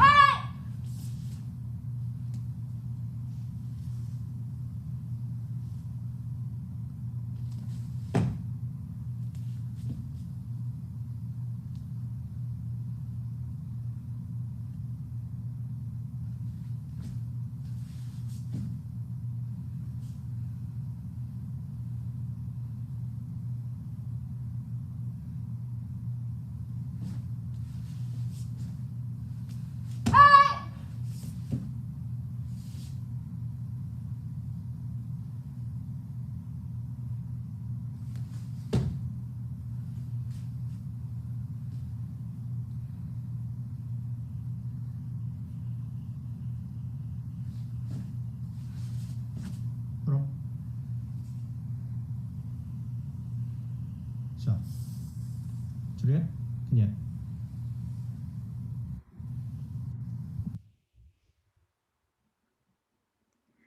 Karina scored a 2.17 on her accuracy and 3.47 on her presentation for the second one. That comes to a score of 5.65 and average of 5.82 as her final score. Currently surpassed Dana Hua and placed at number 1. Congratulations. Let's see how she stacks with other competitors. Next up on the list, we have Akila.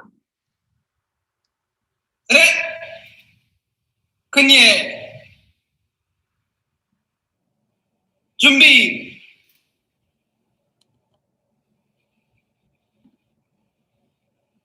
시작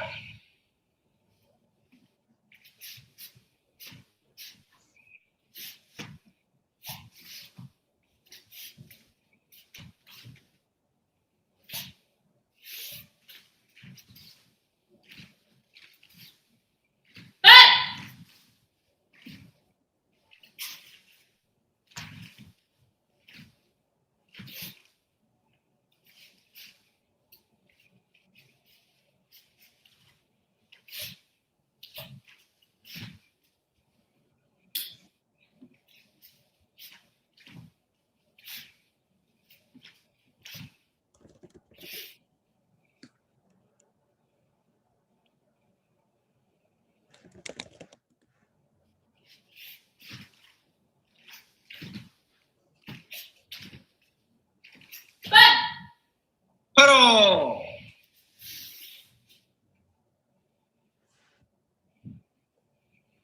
샷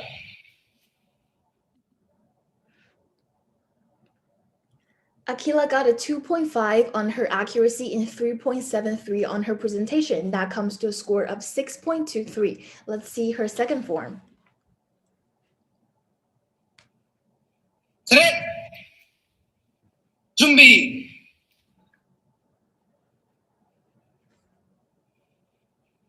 시작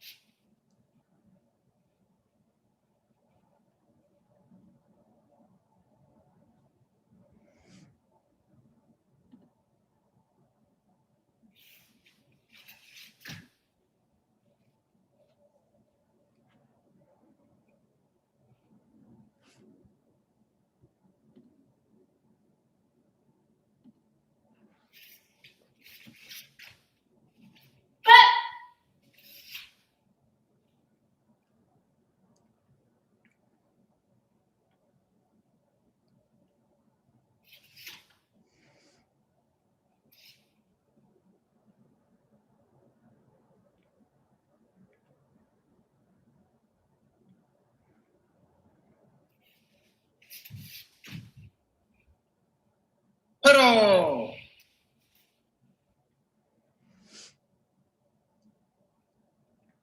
차례. 끝예.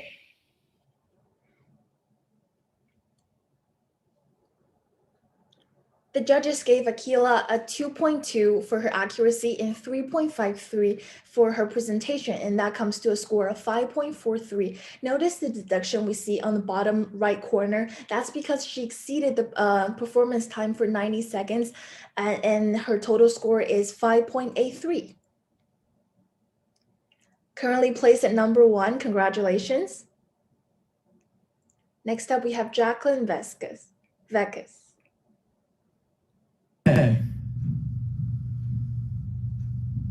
준비. 시작.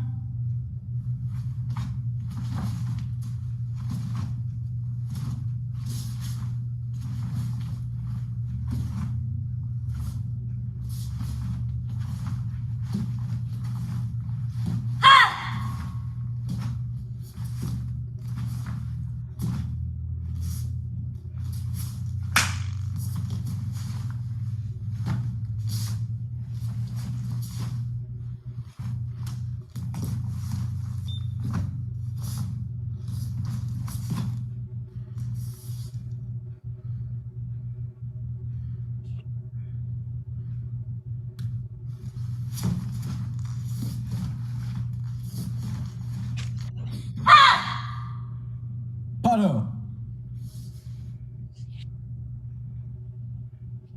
자리에. 군예.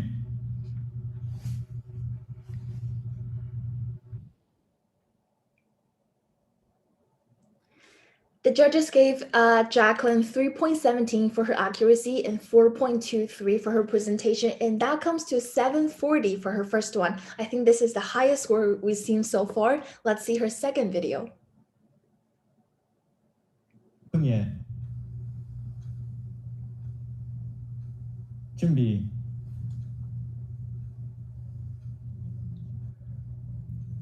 시작.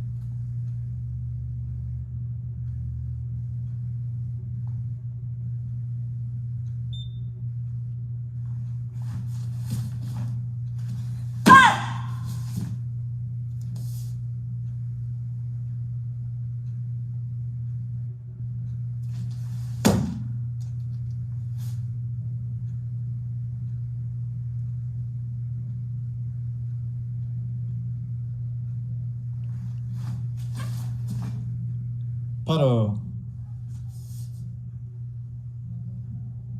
자리에. 군예.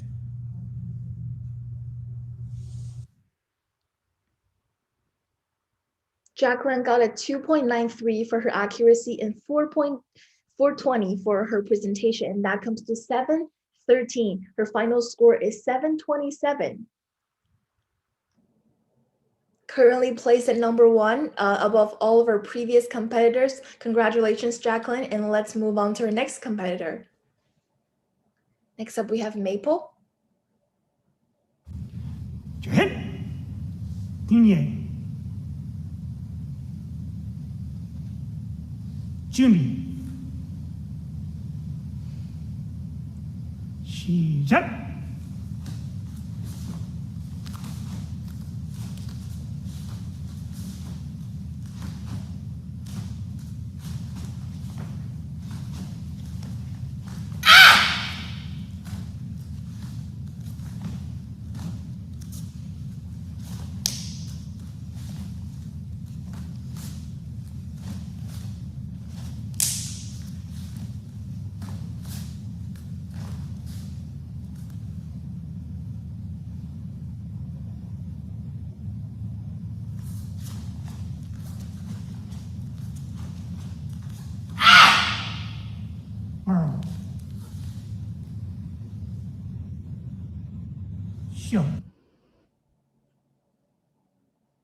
Maple scored a 2.77 on her accuracy and 3.87 for her presentation. That comes to 6.64. Let's see her second form.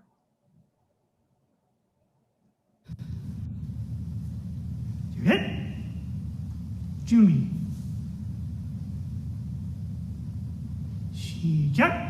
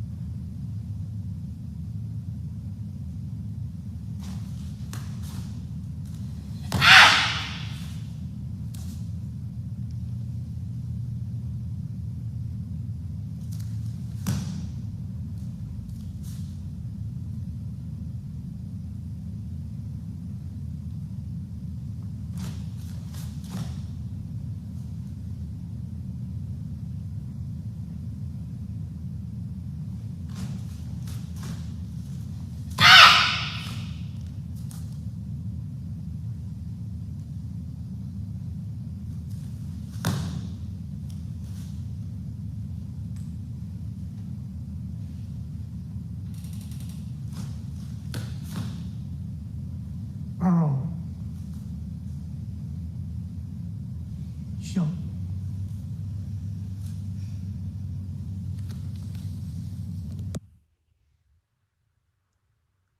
Maple averaged a 2.60 for accuracy and 3.83 for presentation, and her final score is 6.54.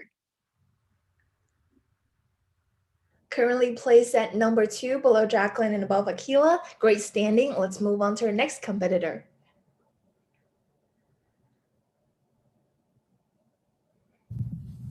자리야? 그냥. 준비. 시작.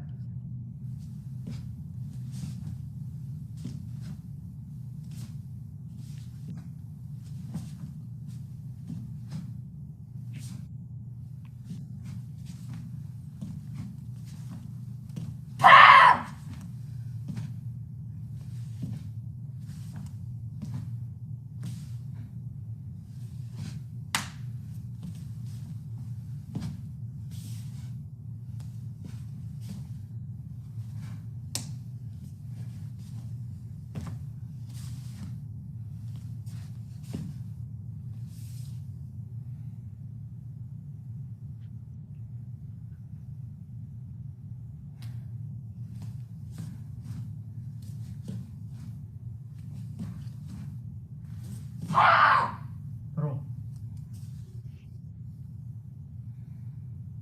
자.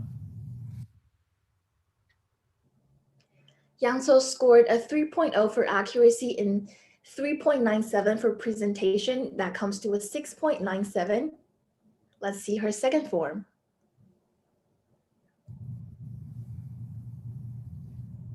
자리야? 준비. 시작.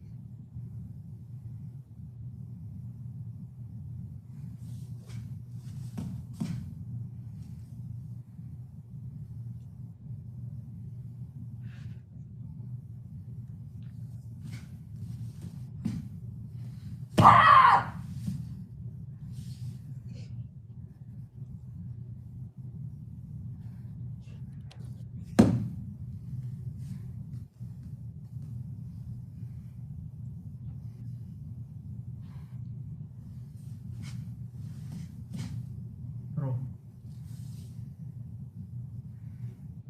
자. 자리야? 예.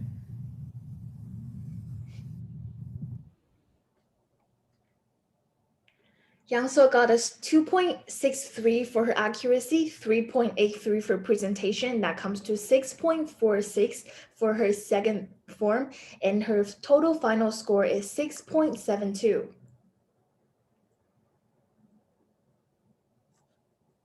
Currently placed at number 2.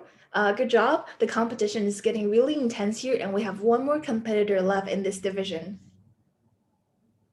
Next up, we have Claire Kim.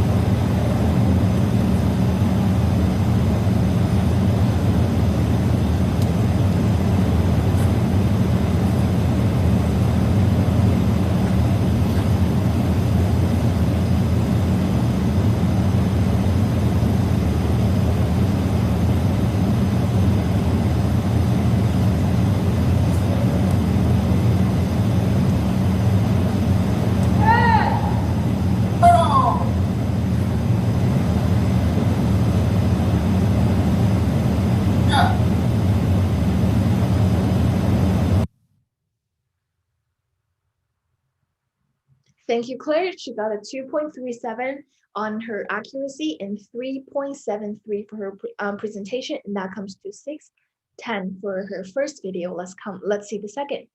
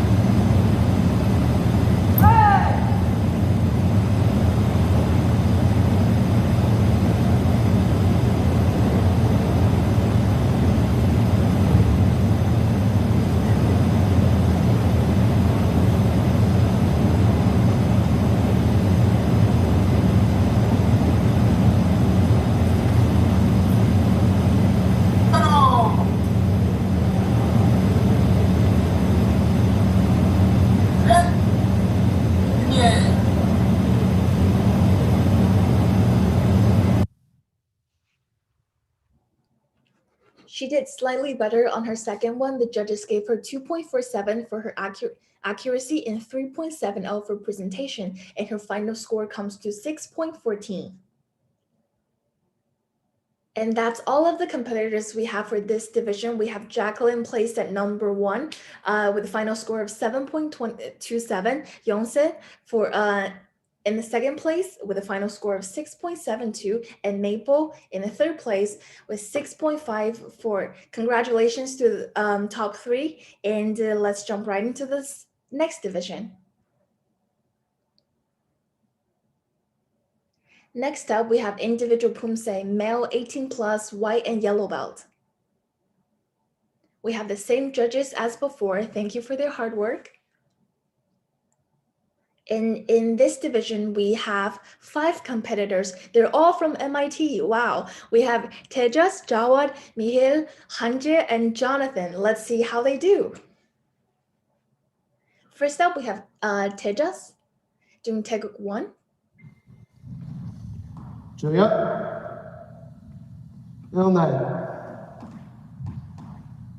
Jumbi. Taeguk Iljon.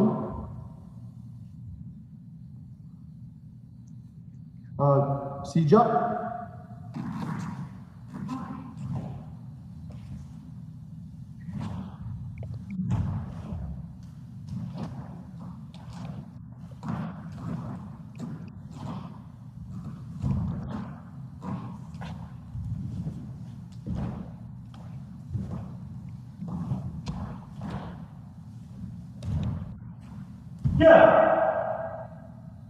Burrow.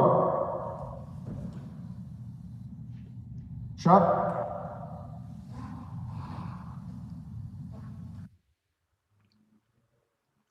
The judges gave Tejas a 3.0 for his accuracy, 3.83 for presentation, and that comes to 6.83 for Taeguk Iljang. Let's see his Taeguk Iljang. Julia. Ilnai. Jumbi. Taeguk Ijon. Shija.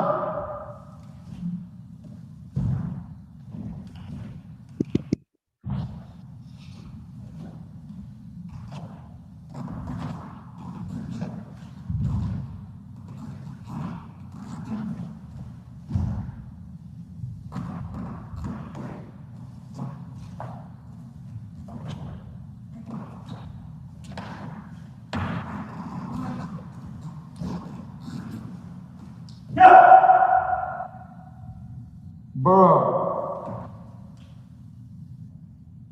Shot.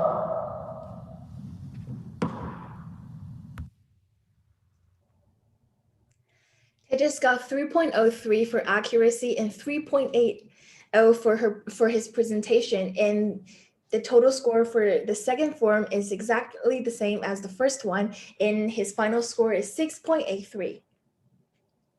Currently placed at number 1. Let's see how his teammates do.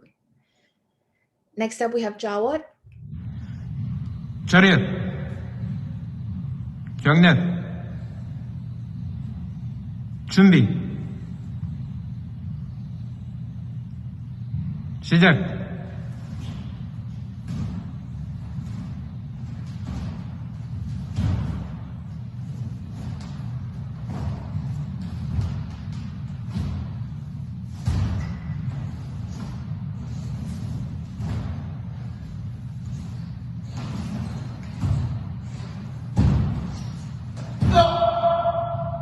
바로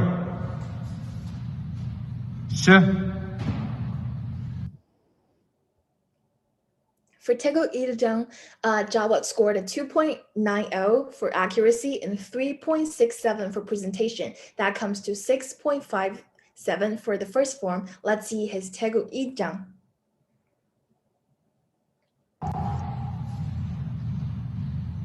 차렷. 준비. 시작.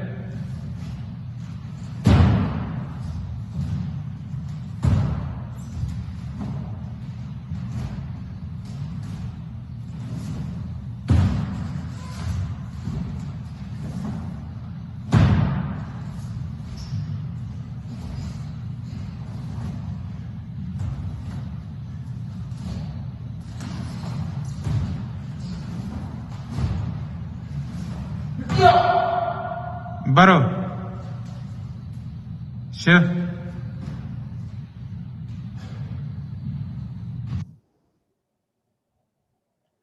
Jawa got 2.60 for accuracy and 3.47 for presentation on his Taeguk Iljang. That comes to 6.03 and a final score of 6.32.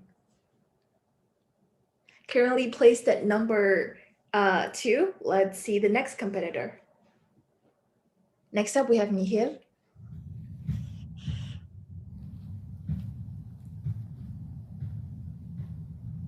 Hurry up.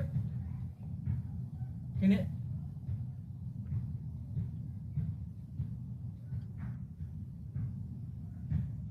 시작.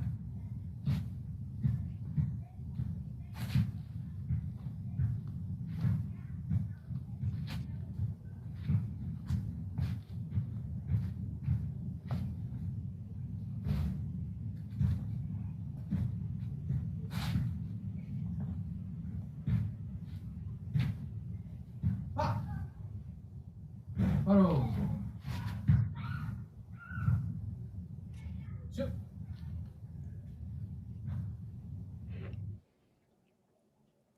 The judges gave Mihil a 2.37 on accuracy and 3.20 for presentation. That comes to a score of 5.57. We're moving right along to Taeguk Iljang.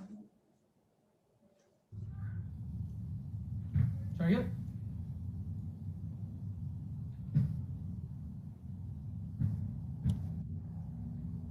시작.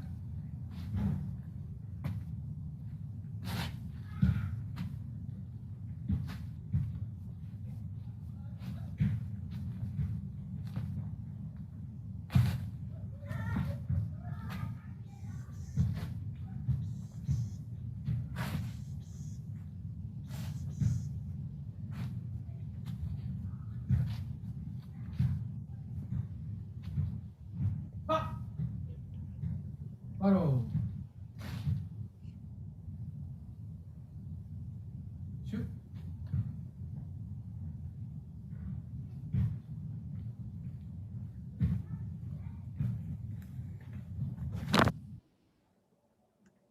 Mihir scored a 1.97 for accuracy and 3.13 for presentation.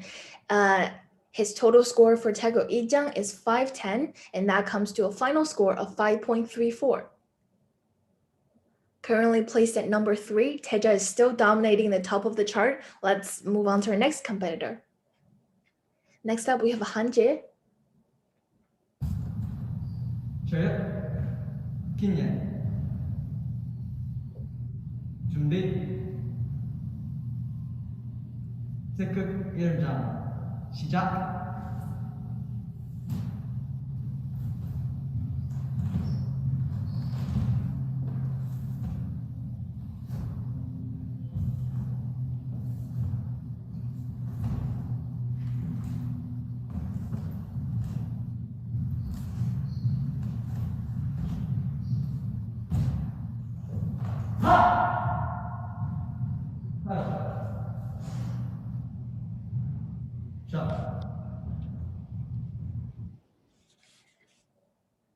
Hanje got a 2.63 for his accuracy and 3.60 for his presentation on Taeguk Iljang. That comes to 6.23. And next up, we're going to see his Taeguk Iljang.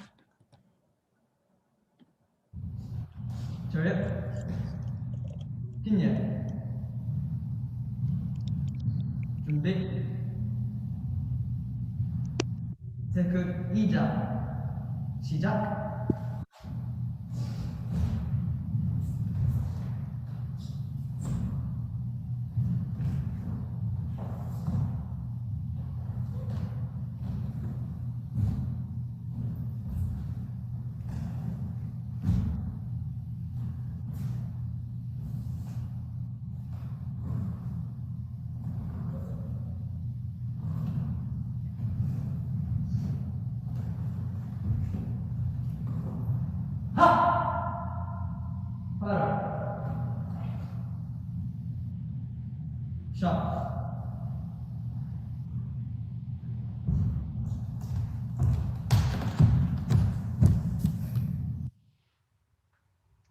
Hanje received a 2.70 on his accuracy and 3.70 for presentation. That comes to a 6.40, and his final score is 6.32.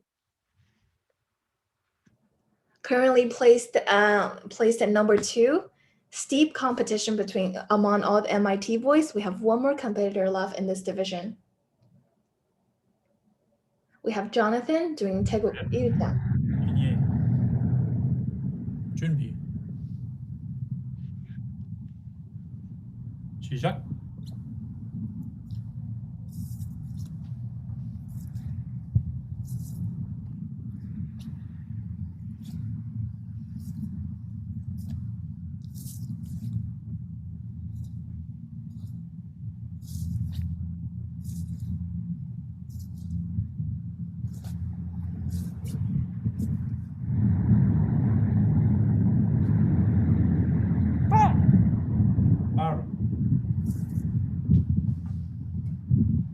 Juliet, Kinye.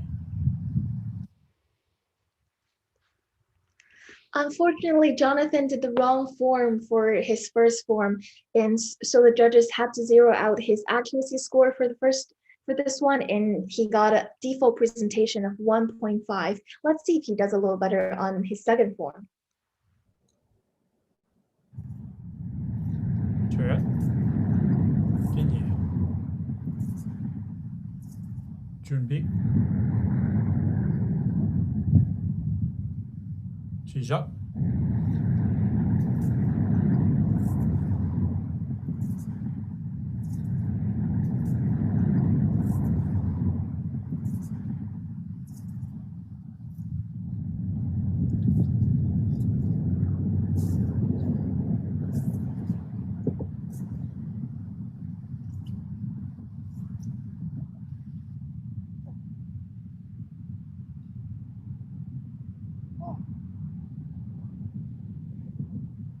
바로.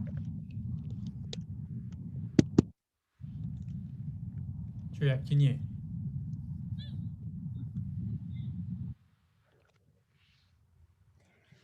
Jonathan did the right form for his second form, and he got a 2.27 for his accuracy and 3.17 for presentation. That comes to a score of 5.44, and his final score is 3.47. There we have the standing for this entire division. We have Teja's place in number 1, and Hanje and Jawa tied with a final score of 6.32, and that's where the average presentation point comes into play. Hanje had a higher average presentation score of 3.65, therefore he's placed at number 2, and with Jawa following at number 3. Congratulations to all the MIT competitors, and thank you so much for your amazing participation and support. That's all for this division. And next up, we have individual poomsae male 18 plus green belt. The judges are the same as before. And our only competitor in this division is Sean from University of Washington Husky Taekwondo. So let's see how he does. Check. Connect. 준비. 시작.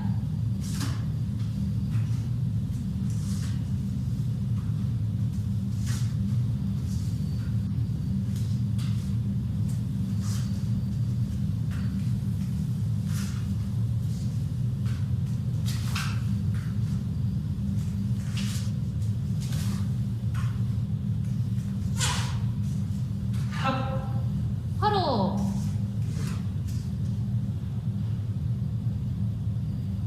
쇼.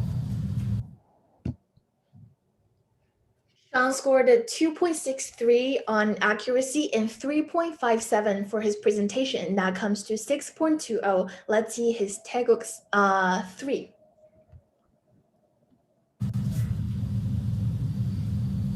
셋. 준비. 시작.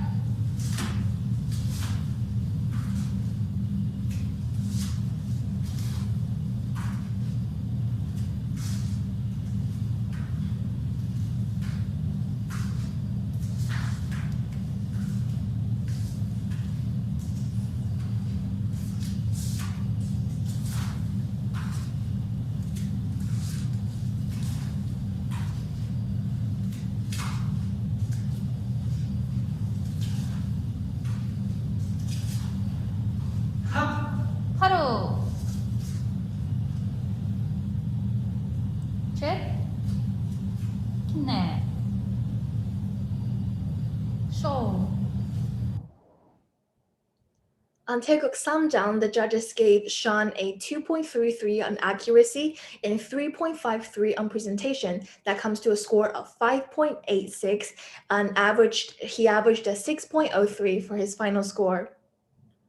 Since Sean is the only competitor in this division, he automatically wins the first prize. Congratulations, Sean, and we're moving right along. Next, we have individual poomsae male 18 plus blue belt. Our judges are the same as before. In this division, we have Nathan from University of Wisconsin-Madison and Jeffrey from MIT. First up, we have Nathan doing Taeguk 6. 자유. 경계.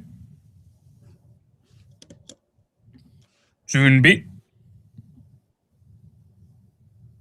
시작.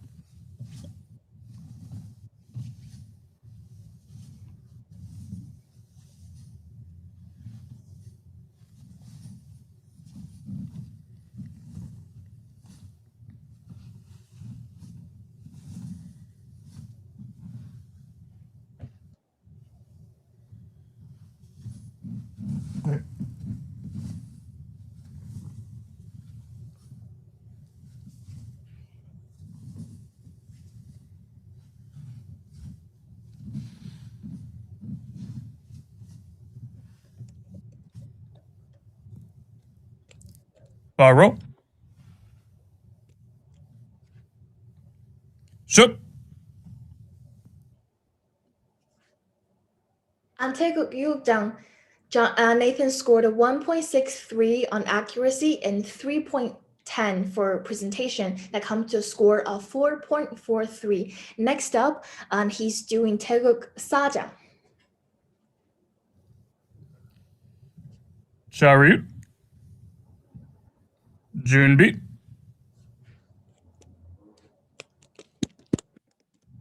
시작.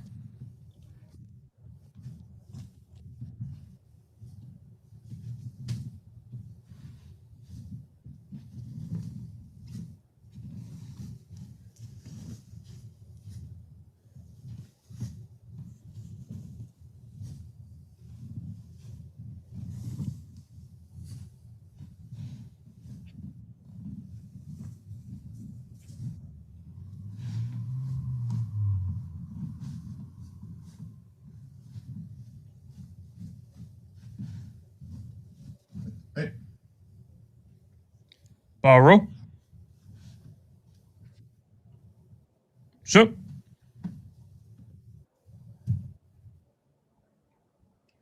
On Taeguk Sajang, Nathan scored a 2.07 on accuracy and 3.03 on presentation. That comes to a score of 4.50. Notice the deduction on the bottom right corner. I believe that's due to going out of frame for both of his forms. So he scored a final score of 4.47. Currently placed at number 1. Let's see our second competitor. Next up, we have Jeffrey doing Taeguk Yujang. 자유야. 예. 준비. 시작.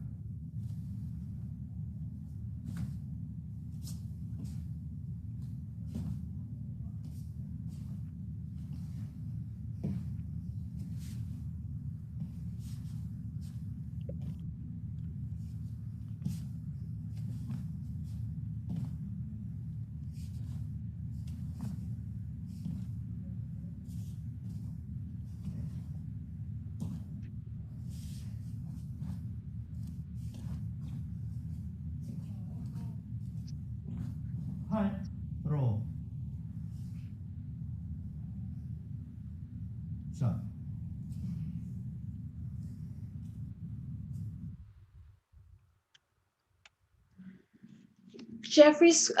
The judges gave Jeffrey a 0 for his accuracy and default 1.5 for his presentation because I believe he did the wrong form, but let's see his second one.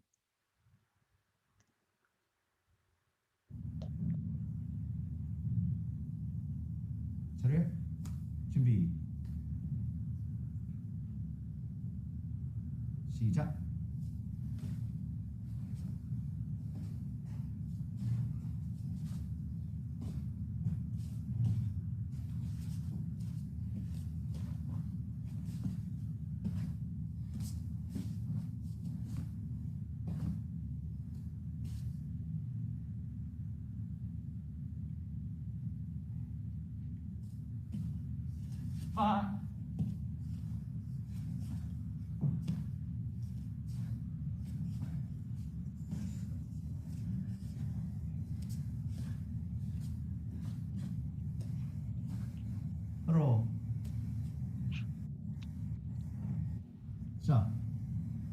Surya?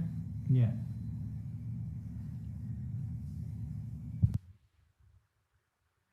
Unfortunately, I think Jeffrey switched up the orders of the two forms. On the tournament packet, we specified that we would like video submission in specific order.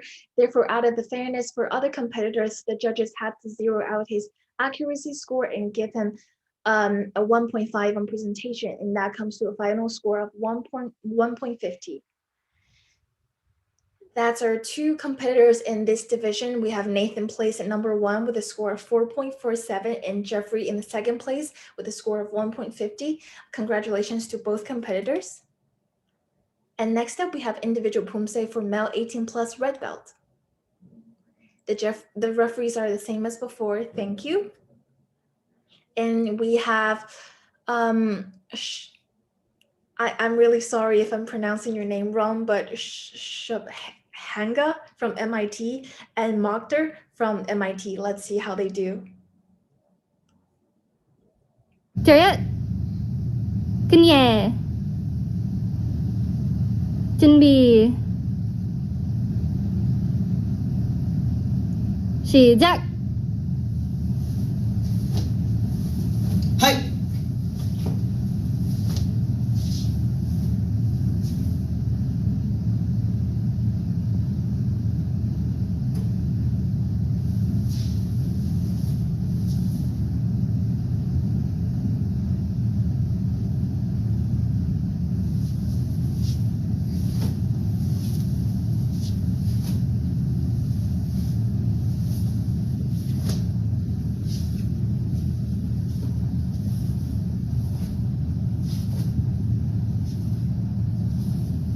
하이.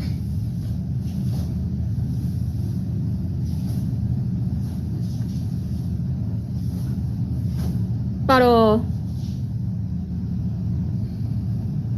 샷.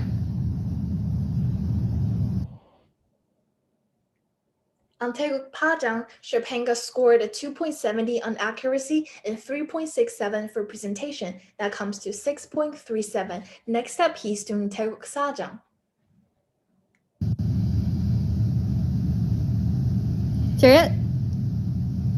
준비. 시작.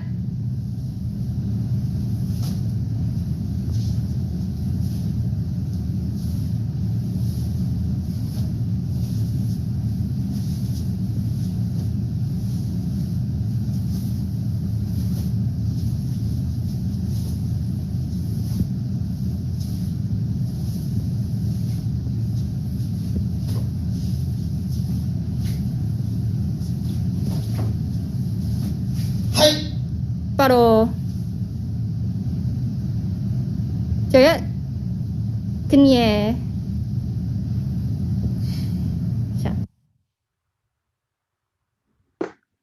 In this form, he scored a 2.53 on accuracy and 3.70 for presentation. That comes to 6.23 for his Taeguk Sajang, and he averaged a final score of 6.30.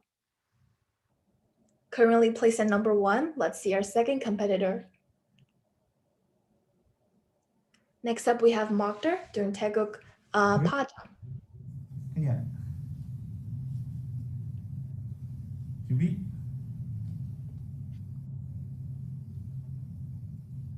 시작. 아!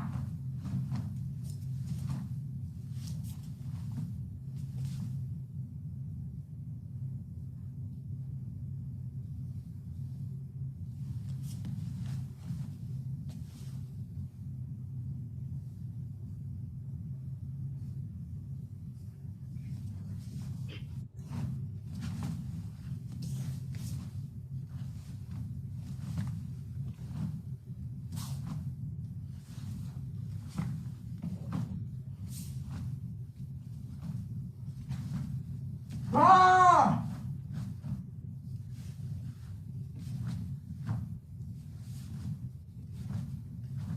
바로 자.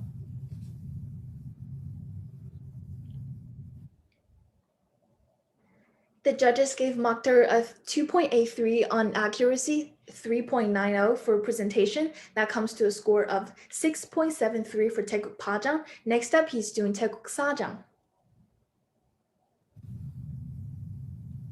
차렷 준비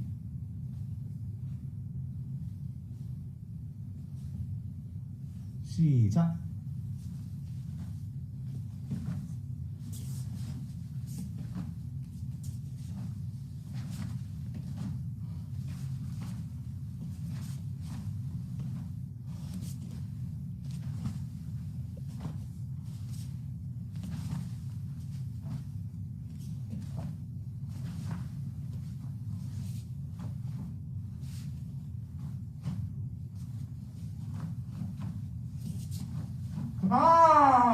프로 샷 차렷 그냥 The judges gave him a 2.67 on accuracy, 3.90 for presentation. That comes to a score of 6.57 for Taeguk Sajang, and Mokhtar scored 6.65. Placed at number 1, congratulations for Mokhtar and Shubhanga for scoring the second place with a score of 6.30. And thank you so much, Mokhtar, for all your activeness and your supportive comments for your teammates on our YouTube live chat. We love seeing a supportive teammates. And we're moving right along. That's all for individual poomsae. Thank you guys for sticking with us. Thank you for watching, and we'll be right back. I think we'll be back at 1 with freestyle poomsae. So stay tuned. Thank you guys for watching.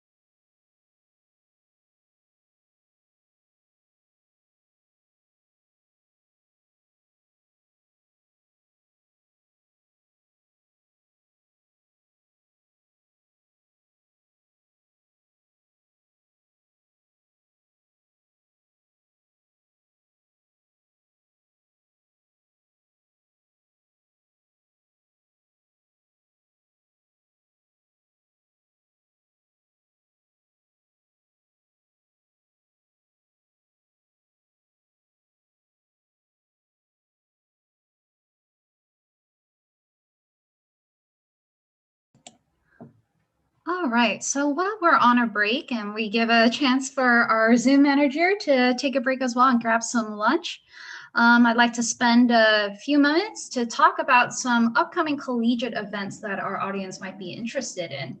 But first, I do want to share a few words from the PacWest Taekwondo president, Song Kim. Again, he was unable to join us this morning due to other PacWest duties, but he did ask that I share a few words about the league. So the PacWest Taekwondo Conference is a collegiate taekwondo league in the western region of the US, and this includes Southern California, Northern California, and then all the way up to the Pacific Northwest.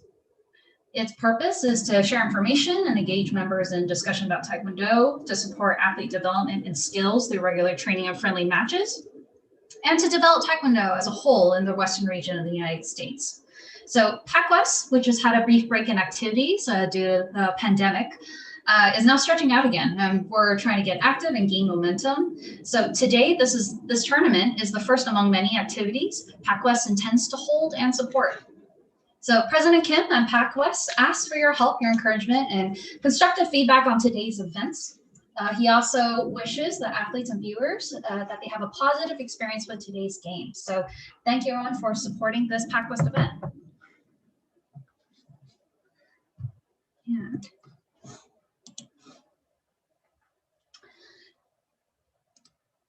as mentioned, there are a couple of collegiate events our audience might be interested in.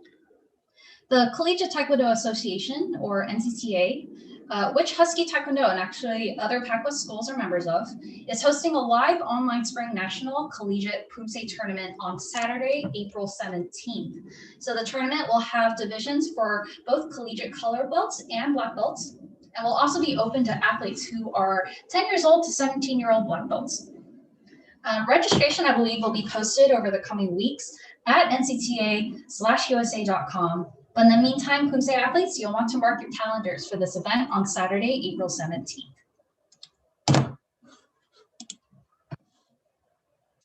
The East Coast Collegiate Leagues have a couple of events coming up in the next 2 to 3 weeks that are also open to collegiate competitors. So first we have the Spring 2021 live online poomsae tournament on Saturday, March 20th, hosted by the Eastern Collegiate Taekwondo Conference, or ECTC. So many competitors today actually come from schools in this league, notably MIT, as you've just seen in the color belt poomsae divisions. And this poomsae tournament features a fun, innovative, and exciting team-based format where athletes are going to compete 3 versus 3 head-to-head to progress through a single elimination bracket. I believe the fall iteration of this tournament had just over 200 athletes last fall. So athletes can expect strong participation from collegiate color belts and black belts. It is open to all full-time collegiate students and is just $25 per athlete for non-member schools. So athletes, if you'd like to experience a team-based style of competition, especially for poomsae, do check out this opportunity at ectc/online.org. And I do believe registration ends on March 9th. So just wanted to note there that registration does end in a couple of days. So if your school is interested in sending some athletes, do make sure to reach out and go to the website, ectc/online.org again. The other collegiate event on the East Coast coming up in 3 weeks is the ACATA Spring 2021 live online tournament. That's the Atlantic Collegiate Alliance of Taekwondo Association, I believe, so ACATA.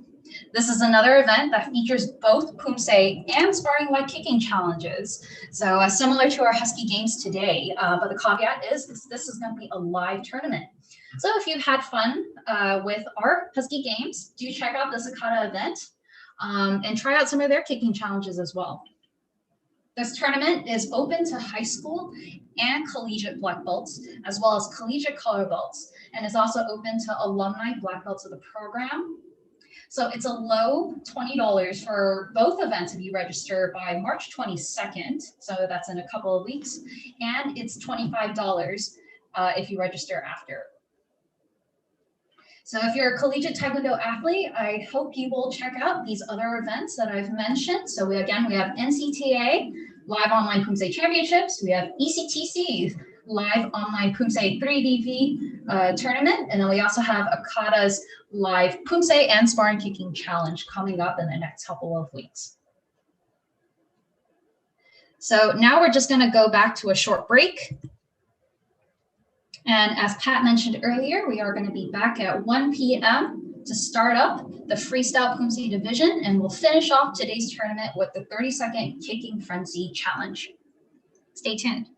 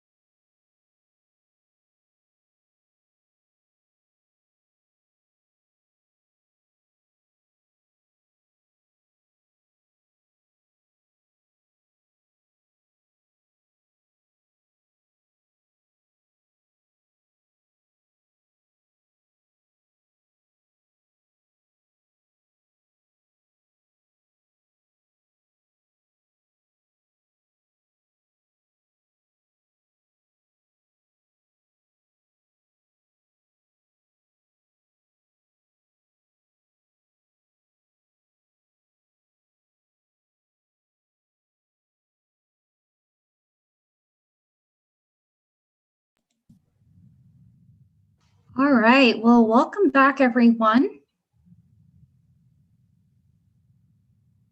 So again, my name is Catherine Tong. I am the coach with the Husky Taekwondo Club, and I'll actually be commentating this next event, which is Freestyle poomsae. So we are ahead of schedule here by just about 5 minutes. So before we start in a couple of minutes, I would like to acknowledge again our team of volunteers who have helped put this event together, including Serena Wong, who is the one managing the slides that you see in front of you. We also have Lauren as well as Pat, who you just heard from a few minutes ago, commentating for us throughout today's events. And we also had, of course, our Husky Taekwondo president, Jeremy Fredericks, who commented on paddle sparring earlier. So this is a small tournament, we realize, and we thank you all for staying with us while we resolve some technical issues that may have arose, but we hope on your end, as the audience, you enjoyed today's stream and it has been smooth. So Serena, why don't we go ahead and move along with today's competition with Freestyle poomsae. Okay, so for Freestyle poomsae, we are starting off with the female 18+ black belt division. Here we have our esteemed referees. So Caroline and I Park, I just want to acknowledge again, is our IR for our group of judges. And for Freestyle female division, we only have Jacqueline Vasquez from Miracosta College, but let's see her performance.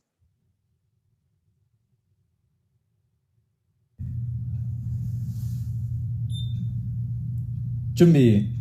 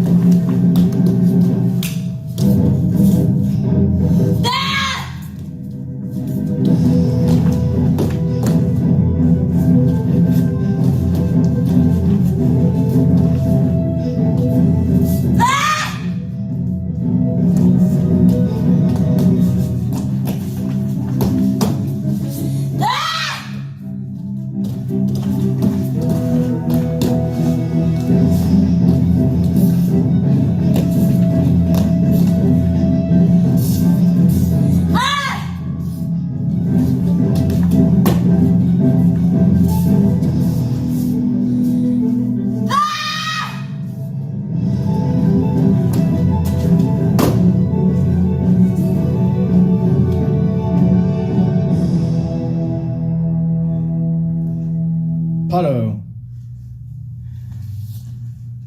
자리에 군예.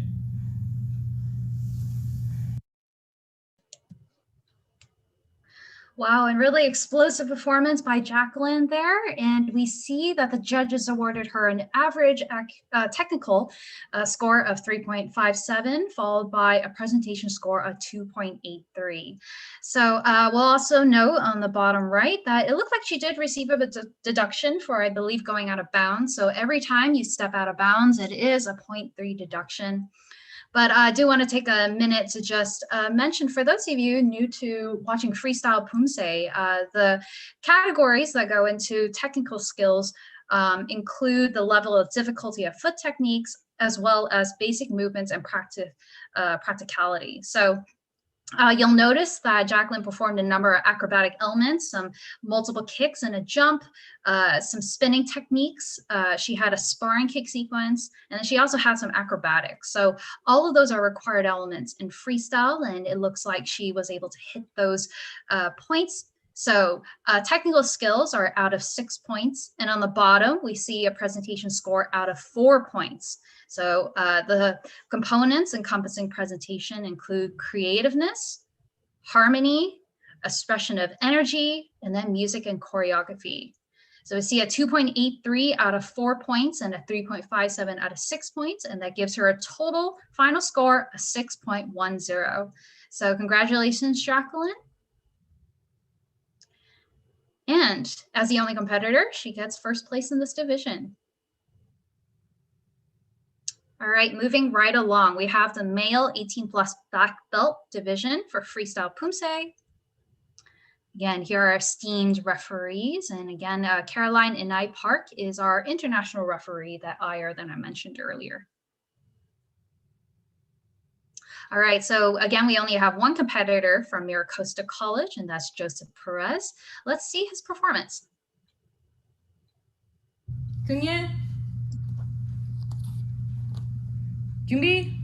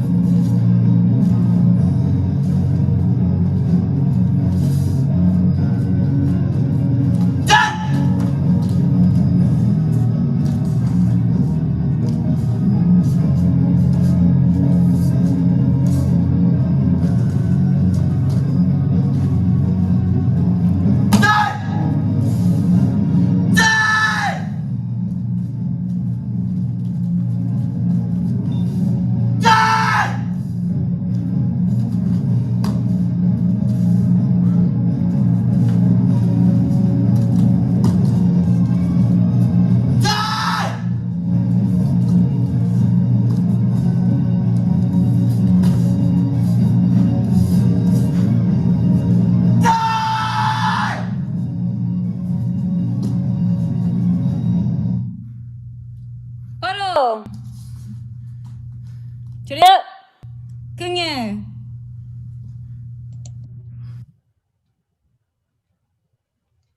So another very creative performance from an athlete from Miracosta College. So Joseph Perez earns a 3.07 for technical points out of 6 points possible. And then he earns a 2.6 point value over 4 points in total to earn him a final score of 5.37. So that 5.37 does unfortunately take into account a 0.3 deduction where he stepped out of bounds out of the video frame. But nonetheless, it looks like judges really did provide him a solid score for his very innovative and creative performance. So thank you, Joseph Perez. As the only person in this division, he gets first place.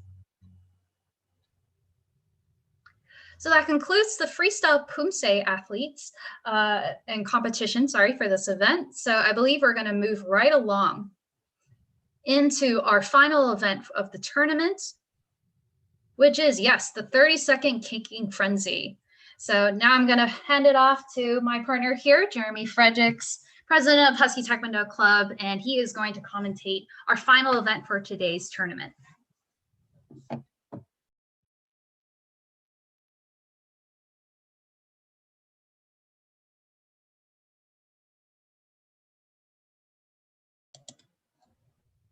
All right, thank you, Catherine.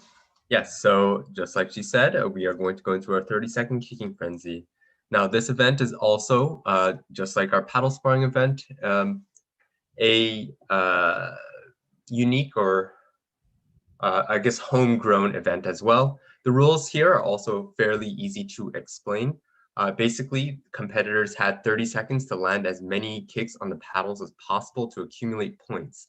Now, the points were similarly scored to sparring. So body kicks are worth 2 points and head kicks are worth 3 points.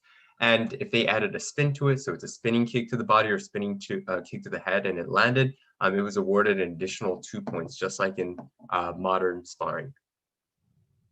Right, so Thank you. So the first division we have is 18 plus color belt. All right.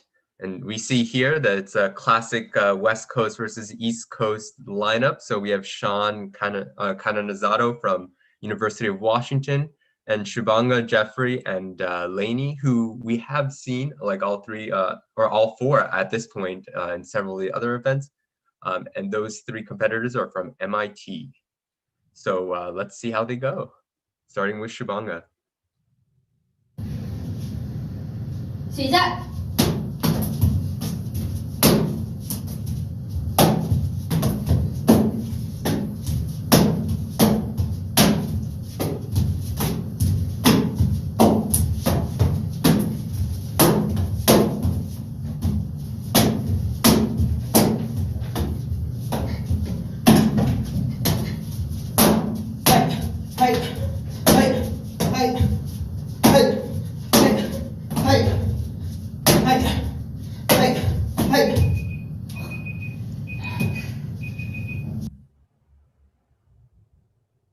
Whew, look tiring. All right. So for this event, we had two judges keep track just in case there were discrepancy of scores. And actually here you do see a discrepancy. So as a reminder, any kick or any contact with the paddle, either to the body or head, scores.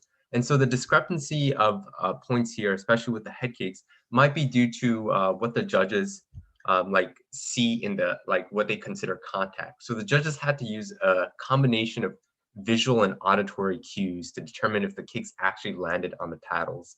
And because the kicks were awarded points if they hit the paddle. If they skimmed the edge though or hit the handle portion of the paddle, the kicks were not awarded any points. And again, to account for the differences of interpretations of whether the kicks landed, it's up to the discretion of the judges whether they based on hearing the paddle make contact or seeing the paddle make or move when contact is made to give those points out, which is why there's a bit of a discrepancy. But nonetheless, body kicks were fairly similar, 24-25, with the 3-point headshots, giving a total average of 80.5 points. And of course, being a first competitor, Shubhanga is now first place. And let's see how our next competitor does.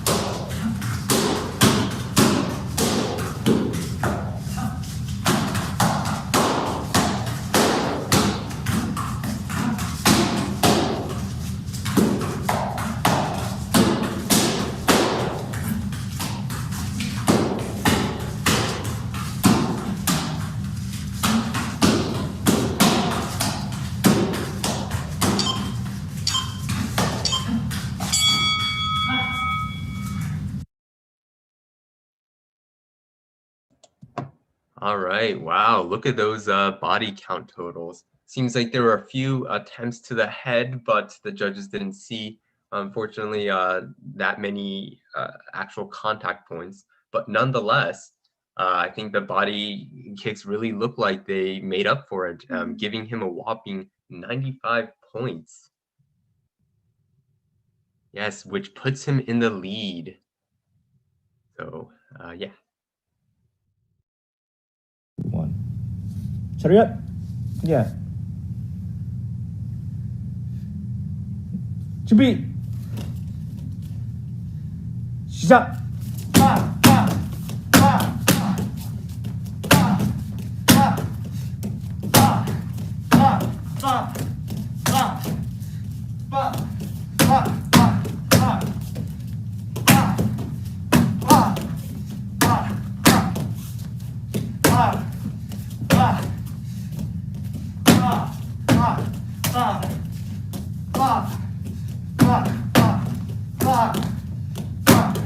Come on. 차렷. 그냥.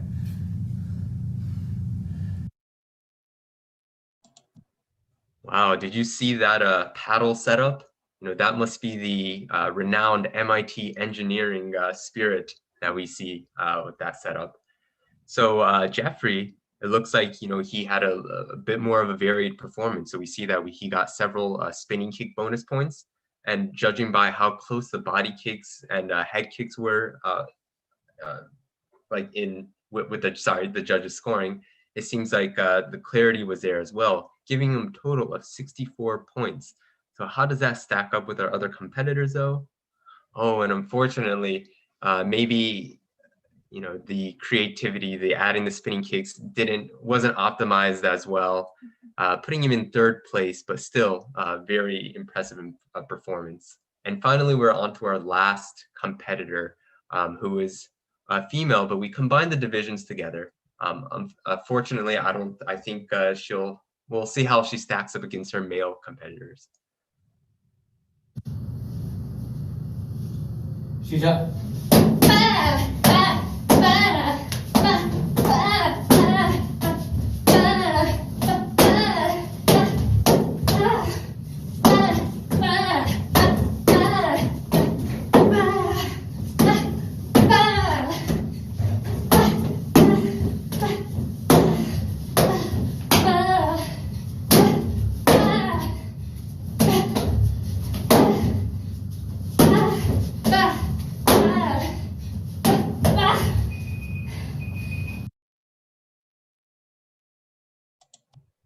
Wow, a really nice mix of body kicks and head kicks, and the judges thought so as well, with a spinning kick bonus added in, bringing your total up to 92.5.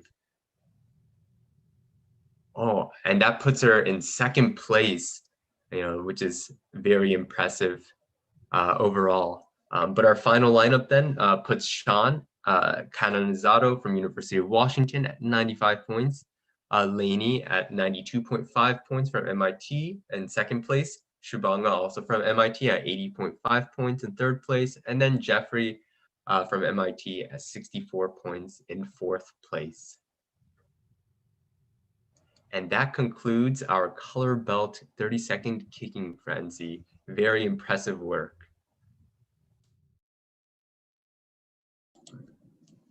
And now we'll move directly on to a 30-second kicking frenzy for male 18+ black belts. All right, the same rules still apply.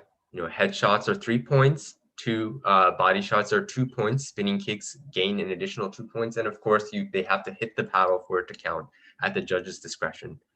So in our lineup, we have Ethan Liu from University of California, Irvine, Brant Strayer from University of Wisconsin, and Dan Lee from California State University. All right, first up is Ethan. 3, 2, 1, go.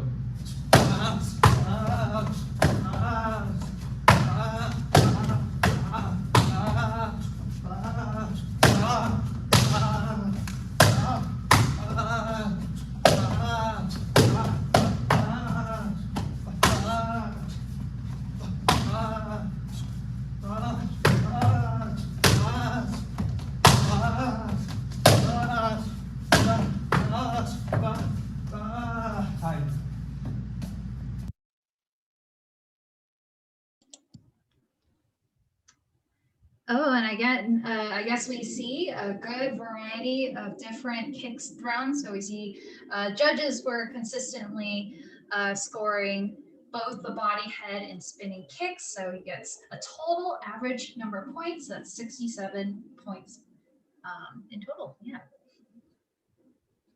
Putting him at first place for the time being, but let's see the other competitors.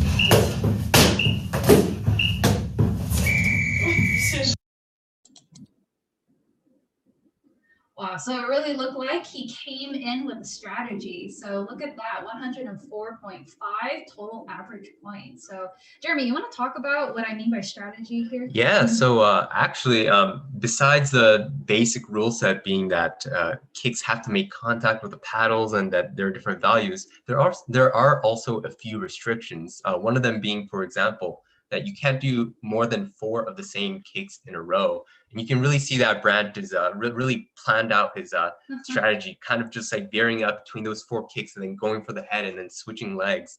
And you know, next we'll have to see if that'll really put him in the lead or how his strategy worked out. But you know, already we see with the judges' close scoring that his kicks were also very clear, something that, you know, we're starting to see as a theme with the black belts. Oh, and that puts him in first place. Yeah, pretty far. Yeah. In the lead. Yeah. Yeah, but you know, it's not over until our last competitor. So let's see what happens.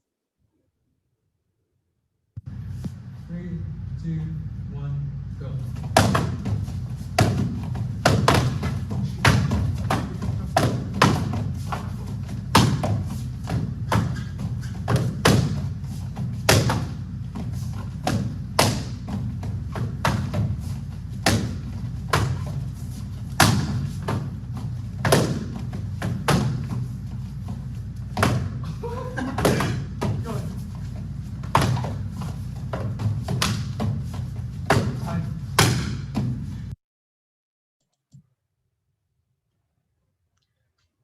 Oh my gosh. So we definitely see, I think, the widest variety of kicks thrown, and our final competitor with 19 body kicks agreed between both judge 1 and judge 2, 17 head kicks, and then wow, 11 spinning kicks that he was able to throw within the 30-second round. Really impressive. Yeah, actually, I just wanted to comment as well that it looks like Dan, and what part of his strategies in his spinning kicks, he made sure to, or at least in my eyes, it seemed like he aimed for both body and the head. So every spinning kick, he got a body and a head point.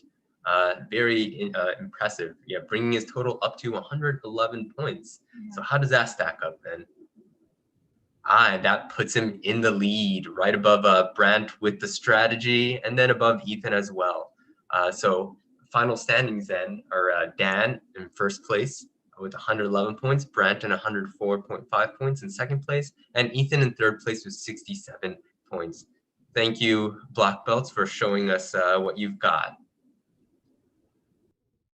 And we just see in the chat there, yeah, he looked like Dan threw a 540 at the very end there, just for fun. Yeah, so, you know, they came in, all the black belts, all the color belts as well, came in with different strategies, came in with, I think, different ways they wanted to throw our kicks, different kicks. So it was a very interesting, I think, assortment and effort. So, you know, that concludes our 30-second kicking frenzy, but thank you for everyone who competed in that as well. Yeah, we certainly hope that all the competitors who participated in both the kicking challenges, so power sparring and 30-second kicking frenzy, had fun filming these events. You know, that was a lot of the motivation of us including these kicking challenges, particularly for our sparring athletes. So with the conclusion of this event, I'd like to thank all the competitors who submitted videos to our event, to our volunteer crew, to our referees, and lastly, the Pac West Taekwondo Conference for, of course, their support. So there are more events to come from Pac West, so stay tuned. On the slide that you see in front of you, do check out our club, Husky Taekwondo, Husky Taekwondo on Facebook, or UW Husky Taekwondo on Instagram. You can also email taekwondoclub@uw.edu. So again, that's tkdclub@uw.edu if you have any questions about the tournament or club in general. And with that, my name is Catherine Tong again, and with me I have Jeremy Fredericks. And we'd like to thank you all for tuning in, and have a wonderful rest of your day. Thank you. Hopefully we'll see you at the next Pac West tournament, which is hopefully going to be, you know, in the fall and by one of our California colleagues. Thank you all. Thank you. Have a nice day.